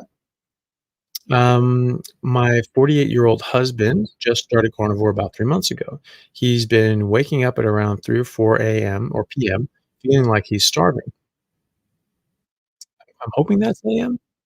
because if he's waking up at 3 or 4 p.m., then that's less life. He's always been very thin, currently 140 pounds, 6 foot tall. Should he just be eating more? Yeah, I definitely think so. If his body's telling him, like, look, you're hungry, then you need to eat. It's very easy to eat on a carnivore diet. And if that's sort of breaking through and screaming at him saying, eat, he's probably not eating enough. And so just keep eating fatty meat. Make sure he's getting enough fat. It's very, very common where people just go, oh, that must be enough fat. That's bad for you. That is not bad for you in any way, shape, or form. Animal fat is not bad for you, especially like grass-fed and finished animal fat. The finished sort of goes into a bit more linoleic acid, omega-6 to omega-3 ratio, fine. But animal fat in general is not bad for you. So keep eating fatty meat until it stops tasting good. Do that at least twice a day to start. And maybe eventually your body says, oh, well, we just want one a day. If he's quite skinny and his body's probably telling him you need to put on more weight from a health perspective. And so 140 pounds, 6 foot tall, that's quite slender. I'm 6'3", I'm 240. So I'm another person on top of that, and just 3 inches taller, right? So it's that's quite slender, and so his body may be telling him, "Hey, you're actually getting nutrition now. Let's bring this in. Let's start building and repairing." And so I would at least eat twice a day, maximally, fatty meat until it stops tasting good, and you should do fine. If he's ever getting hungry and starving, keep eating. Just eat fatty meat. That's what he should only be eating ever. And Nicole H, yeah, 3 or 4 a.m. Yeah, I was thinking that would probably be a.m. So yeah, well, hopefully that helps. Low carb, low drama. Thank you very much for the super sticker. That's very kind of you. Jacob Graff, thank you so much for the super chat. Goodness, I'm still getting they're still getting super chats in, guys. We should really cut off the super chats, guys. I don't want to not get anybody's questions, but I do have to go because it's been 3 hours. So I'm not going to go now, but I'll finish the super chat. But please don't add any more because I'll feel guilty and answer them. Jacob Graff, thank you so much for the super chat. Usually get to day 7 on line diet and have strong meat aversion, trying to heal lots of autoimmune issues, so trying to be strict. Any tips? Yeah, just don't eat. You know, if your body's telling you not to eat, don't eat. And so if you're getting meat aversion, just stop. It doesn't mean that you have to eat something else. It just means that you don't eat.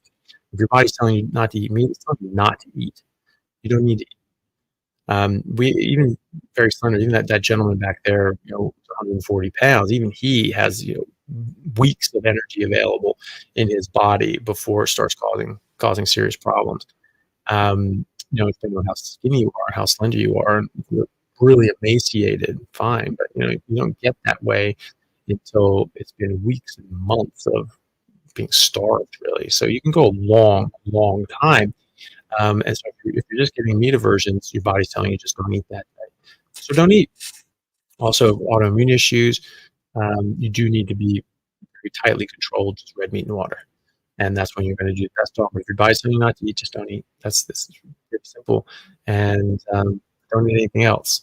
You don't have to eat every day. You certainly don't have to eat 3 times a day. Listen to your body. Eat fatty meat until it stops tasting good, and then repeat when your body wants it to. Right? Body's telling you not to, just don't. That's fine. You'll be hungry again. You'll have meat cravings again. It'll taste good again. You'll be fine. Just keep going. Joyce, thank you for the super chat. Seeing a message, maybe one down the track.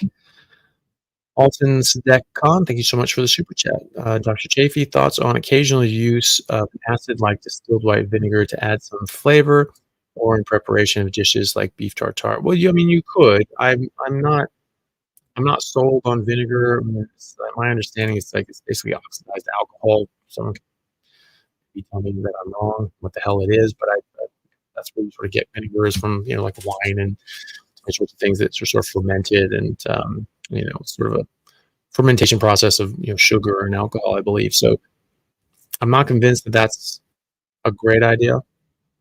You certainly don't need it for your stomach acid or anything like that, like, apple cider vinegar or something. Oh, it will help your stomach. No, your stomach acid is way more acidic than apple cider vinegar is, or any vinegar. And so, if you're using a little bit to prepare food and you feel that it adds to the flavor and your enjoyment of it, it helps you stick to eating just meat, and you're not seeing any deleterious effects, how you feel, go for it. I tend to avoid those sorts of things. When I sort of notice them in my food, if I'm eating something that someone else prepared, or like biltong and things like that, is traditionally soaked in vinegar to sort of soften it up. It's fine, but I do sort of notice I just maybe don't want all that much of it, and so I've never really pushed it, because I don't eat that stuff. But just do an experiment. Go. That helps you stick to the diet. And you're just using a little bit of it, and you're not feeling that it's throwing you off. Fine. At some point, if once you get more used to this and you're happy with the diet, just go 30 days without it and just see how you feel, and then add it back in. See how you feel. If you notice a difference, then it's doing something to you, and if you don't like that difference, then you just cut it out. And if you don't really notice a difference, and it helps you with your enjoyment of the meal, fine. I certainly enjoy steaks and meat. Without that, but if that helps you and it doesn't have any ill effects, great. Or you don't mind the subtle nature of those ill effects, then go for it. Songs AED, thank you very much for the super chat. What is the best diet for severe autism? Help. I think it's this one. I think it's a carnivore diet. There are papers in the literature, spelling out the benefits of any ketogenic diet with autism, and so that's there's a paper it's called, but it's basically arguing that a ketogenic diet as a treatment protocol for autism, and there are people using it as a treatment protocol, and it helps, and in a lot of people it actually alleviates it. There's a professor at Harvard, Professor Chris Palmer. He's a professor of psychiatry there, and he has been doing this with his patients, and he shows that this is something that improves your mental, just the ability of your brain to work. basically. And it's from a mental health standpoint, like major depression, schizophrenia, OCD, all these major issues that people suffer with, they all seem to improve, or at least can improve more so than medications. And at least is a very strong tool in the arsenal to attack these things. Ketogenic diets, this improves things. And he was saying the same thing with autism. That ketogenic diets improve things, improve the mitochondrial function of the brain, and allows the brain to work better. And especially because autism is a developmental issue, and so you get your mitochondria working properly while you're developing. Your neurons develop properly, and you don't have as severe of autism. And so if this is caught young enough, when their brains are still developing, which keeps going a very long time. But obviously, the younger you catch this, the better outcomes they'll have. Their brain starts developing more normally. Mitochondria get better, the neurons get better. But even as adults, people with autism are going to keto carnivore diets, and they're finding huge improvements. There's a gentleman, Jonathan Griffiths, who I've had on my podcast, very nice guy. He's a professional bodybuilder in England. And we were talking and just sort of mentioning these sorts of things. And he said that he had autism. And he said that a year ago, before he started carnivore, that he would not be able to have the conversation that we were having at that moment. And I've seen that a lot. I've had a friend of mine, Allie, Allie Carnivore. She has a son with autism, and she said to me that her son is a nonverbal autistic only when eating carbohydrates. And when he's not eating carbohydrates, he's eating carnivore, just a normal kid. And so he'll go over to the grandparents' house. They'll try to buy his love with candies and cookies, and he'll come back and won't speak for 4 days. And so it's like, my goodness, like, why would you want to do that to a child? And so obviously the grandparents don't want to do that, and I'm sure they come around, but people just don't understand how much of a difference and an impact it makes. Also, there's misdevelopments of the brain that can lead to autism or forms of autism that come from malnutrition, not getting enough carnitine. That's a major issue. You don't get enough carnitine, your brain doesn't develop properly, the mitochondria don't work properly, and you get this problem we call autism. That was shown at the University of Texas A&M, that you have a carnitine deficiency, you can develop autism. And this is why you're seeing a much higher prevalence of autism in vegans and vegetarians, because they don't get carnitine in their diet. Right? It only comes from meat, and the majority of it comes in red meat, which is the first thing that vegetarians will give up.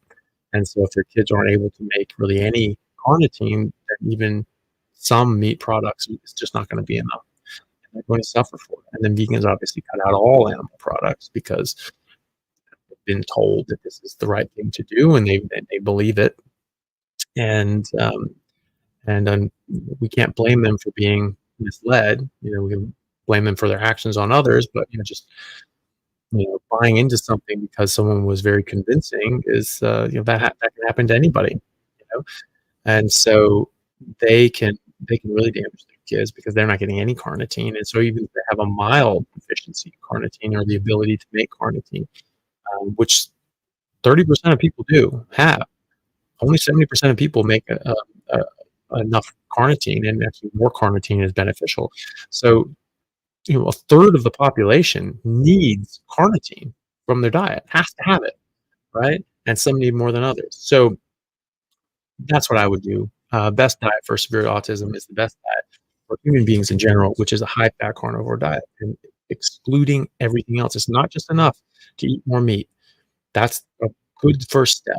You have to get rid of all these other things that cause harm and cause disruption to our normal metabolism, our normal energy dynamics. So you need ketones in your brain to grow your brain. You need your insulin low so that your mitochondria can turn over and be healthy, and your cells can turn over and be healthy and go through autophagy. That is necessary. And so if you're not doing that, and you're eating carbohydrates and sugar, you're going to be in trouble. Alex Wentworth Wood, thank you so much for the super chat. It's very generous of you. I've been carnivore for 3 years, changed my life, lost 7 stone, and endless benefits. My sister's pregnant. How can I convince her to stop eating crap? Well, just being that example, just pointing out and just say, hey, look, I've been doing this for 3 years and very healthy. You have entire populations like the Inuit, Maasai, and Native Americans, 100 million Native Americans in North America before some sort of plague wiped them out in the early 1600s. And Native Australians, I mean, these people were extraordinarily healthy when eating their meat-only diet or nearly meat-only diet. And they had babies, right? And they had very healthy babies. They had babies that grew up to be, on average, 6'4". They have Cossack warriors that are eating tons of meat. They have babies, and they have babies that grow up to be 6'8", 6'9", 7 foot tall, big old beefy warriors that go out and do battle with musk oxes and bring back meat for the tribe. So you know, just point these things out, and you can point out the benefits. You cut out things that your body finds harmful for your body, finds harmful for the baby. Then you don't have to projectile vomit every single day, because you vomiting and being sick all day is largely because your body's saying, that's poison. What you just ate was poison. This is bad for the baby. Get all this crap out. It's like alcohol poisoning. You're like, this has to go. Your body's going to be much more sensitive to that when you're pregnant. So if you want less of that, if you don't want as much morning sickness or as heavy vomiting, then don't eat things that are going to, your body's going to find harmful. It's going to be better for your baby. It's going to be better for you. If nothing else, it's better for the baby. And so, there are, just on the autism note, there are studies that show that women with higher saturated fat intake and higher LDL cholesterol levels during pregnancy have lower rates of children with autism, and that women who eat a lot more red meat pre-conception and during pregnancy, ostensibly people are extending that into pregnancy, but the study only specifically looked at preconception diet, that they're eating a lot more red meat, that this also lowered their risk of developing autism, of their kids developing autism. Women who breastfed versus bottle fed, lower rates of children with autism. So this is eminently affected by our diet, our health, our development. Of course it is. Vegans and vegetarians, kids have lower bone density, shorter stature. They don't grow as tall. They have worse teeth. They have worse bone structure and density. Right? You look at, people go to my YouTube my Instagram page. At the top, it's pinned there. It's amazing. It's a page taken out of a textbook from Cambridge University that is like from a textbook on like paleoanthropology. It shows, I don't know if you guys can see this like that. So it just shows these two skeletons. It's pre-agriculture and post-agriculture, and there's all these massive differences in their structure, form, and health that you see directly after agriculture. And it says here, I'll read it out to you guys. It says, when populations around the globe started turning to agriculture around 10,000 years ago, regardless of their location and regardless of the type of crop, a similar trend occurred. The height and health of the people declined. Skeletal analysis suggests that these Neolithic peoples experienced greater physiological stress due to undernutrition and infectious disease. Right, so they were shorter. They're on average 5 inches shorter. They had smaller jaws, narrower jaws with crooked, crushed-in teeth. Couldn't grow properly. Weren't getting their wisdom teeth in. They're getting more cavities. You don't want to pay for braces. Pay for meat now. That's the trick. And they were taller. They had less signs of poor wound healing and infectious disease and all these other sorts of things. And this is something that happened every single time, every single location, all around the world. Happened 100 years ago when we wiped out the bison. The Native Americans couldn't get their primary food source. During that time, there's a study in 2001 that showed that the Plains Native Americans who were just eating bison were the tallest human beings on Earth. Now they are not. Okay, so you saw that clear decline in the height and the health of the Native Americans. That has plummeted. Their health is much, much worse than the average American. That's because they're not as adapted to plant foods as people of European descent. And so, this all adds together to show that this is not the optimal way for us to live. This is certainly not the optimal way for a child to develop. If you want the biggest, strongest brain and body that you can have for your child, then you need to give it the best nutrition you can get. And that's what I would say. Dr. Geigo Calero, thank you very much for the super chat. Hi, Doc. Berkeley guy here. I got pinworms and fenbendazole and albendazole. Didn't seem enough to cure it. What should I try next? Oh, well, yeah. Well, that's a good question. Well, my folks went to Berkeley. They met at Berkeley. Actually, my dad went to Berkeley High School, which is where Jack LaLanne went. And since as it turned into not as good of a school at the time that they were there, that my dad was there. It was like the number one ranked high school in America. Very, very good.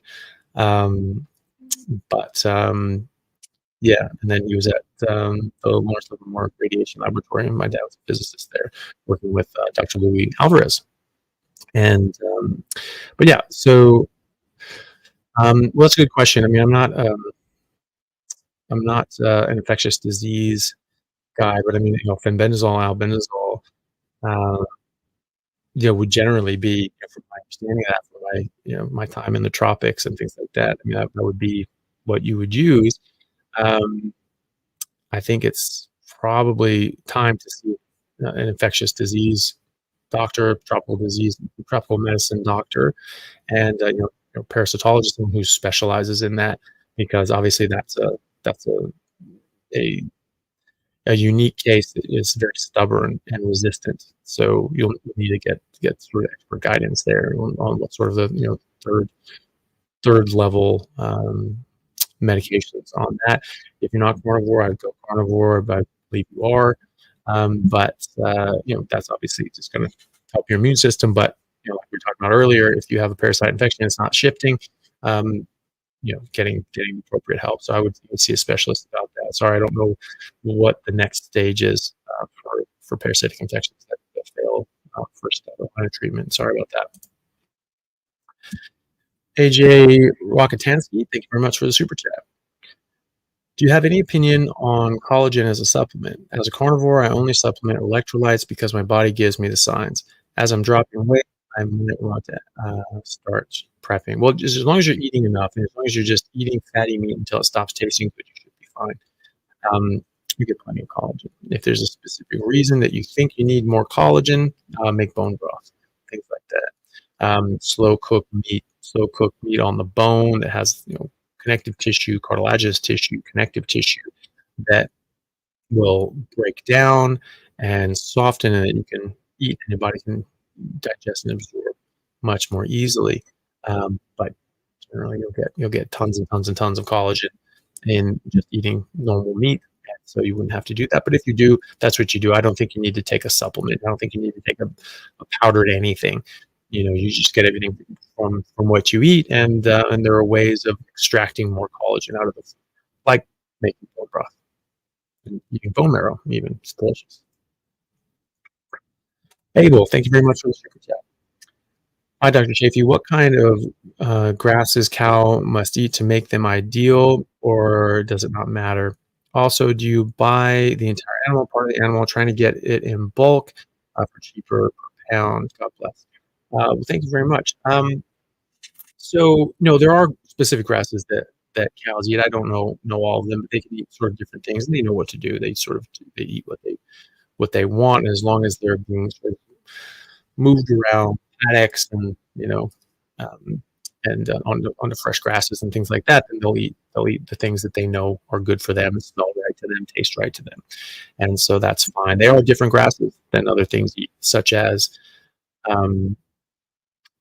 like sheep. They'll eat different grasses, so they don't compete for all the resources. I'm sure there's crossover, but they don't have all the same things. And so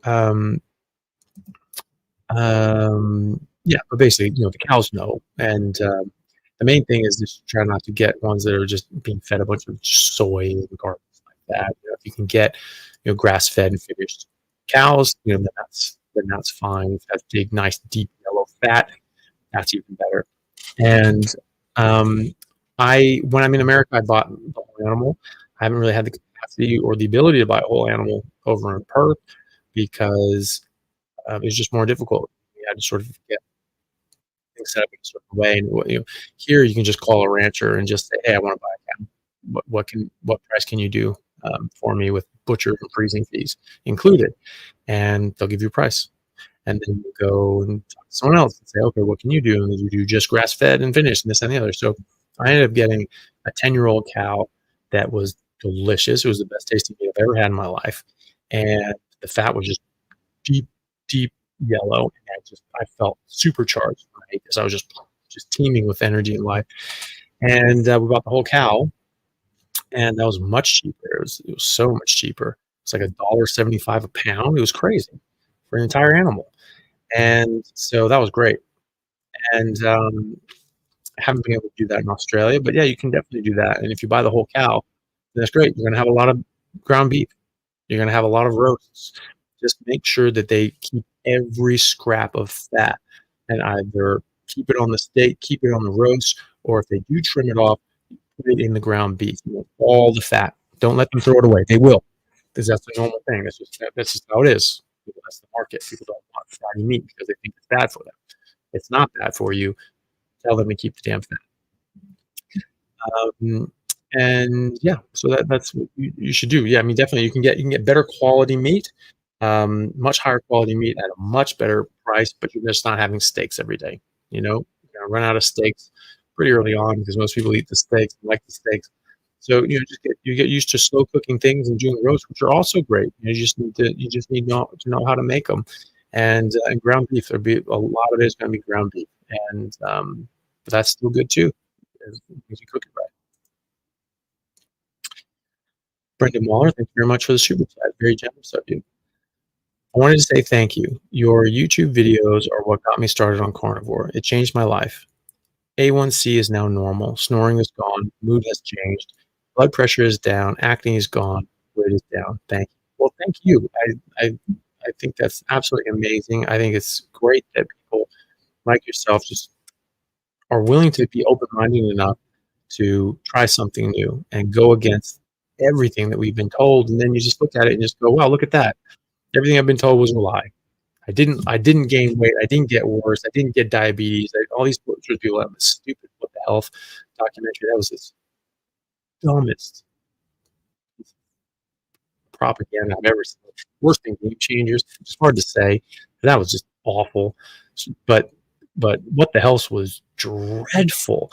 And that was one of those things that one of the doctors they had on there said was that eating meat causes diabetes. It is the cause of diabetes. Like, okay, idiot.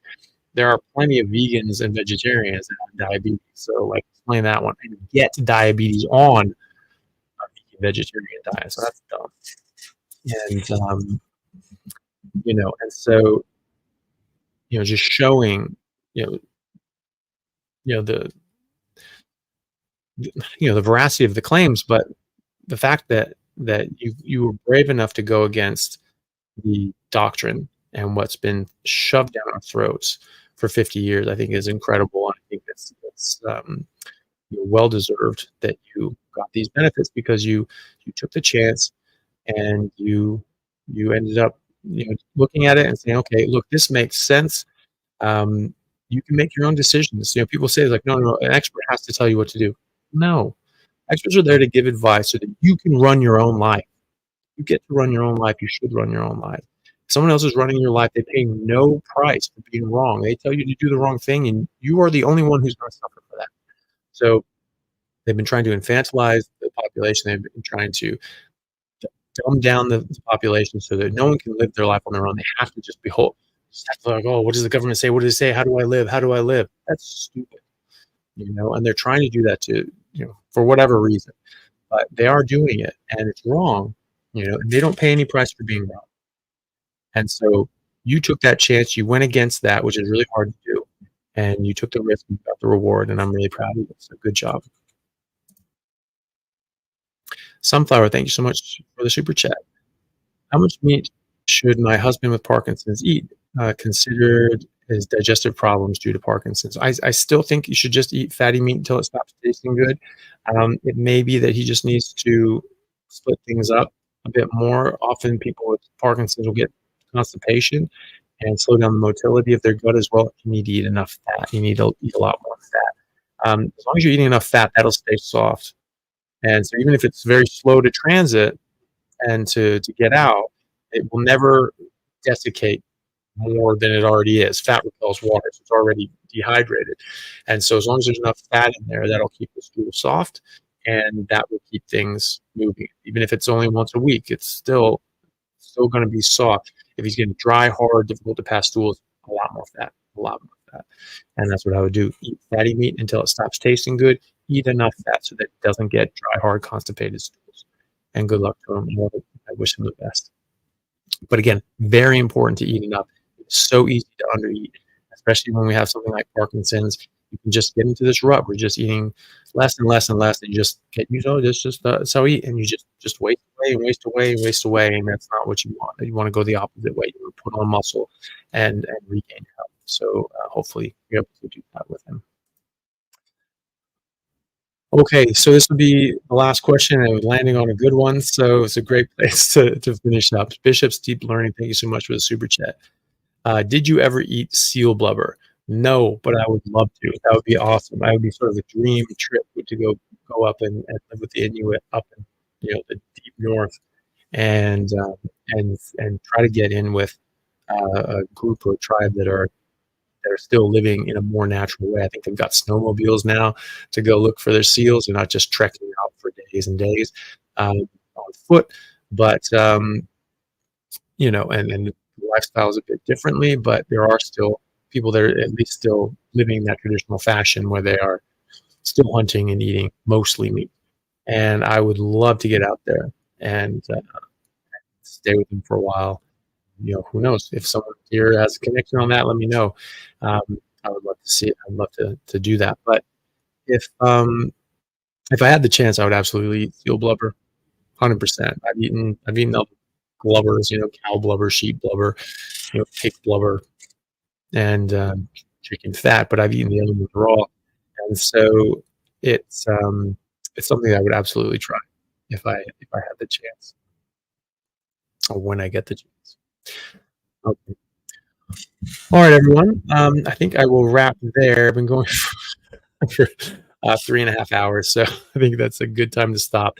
Thank you, everyone, for your time and for joining me today. Hopefully, you got something out of it. Hopefully, you found something interesting. Tried something a bit new today, going on Instagram and Twitter. I didn't have a Twitter thing up, so I don't know how that went, or if there's any questions, or if you can even answer questions on there. But hopefully, people there and here and everywhere got something out of that. And I'll be doing this. I'll do this same time every week. Probably won't have as much time when I'm back back in Australia, because I've got work. I sort of do this for like an hour and a half before I go to work. But when I have a bit more time because I'm on leave, so good to be able to do these longer sessions, and we'll be able to do this every week. So we'll see you guys next week. Also, this coming Sunday in America, will be, again, as always, just a new episode interview coming out on MD podcast on my YouTube channel. And so people can take a look for that. And we generally do a YouTube premiere at 5 p.m. PST, so same time as here. Sometimes that changes if I'm in surgery on Mondays, because it's the next morning in Australia. But for the next couple, it will be at 5 p.m. PST, 8 p.m. Eastern time, 9 a.m. Perth. And so, all right, I'll see you guys then. Hope you can join for the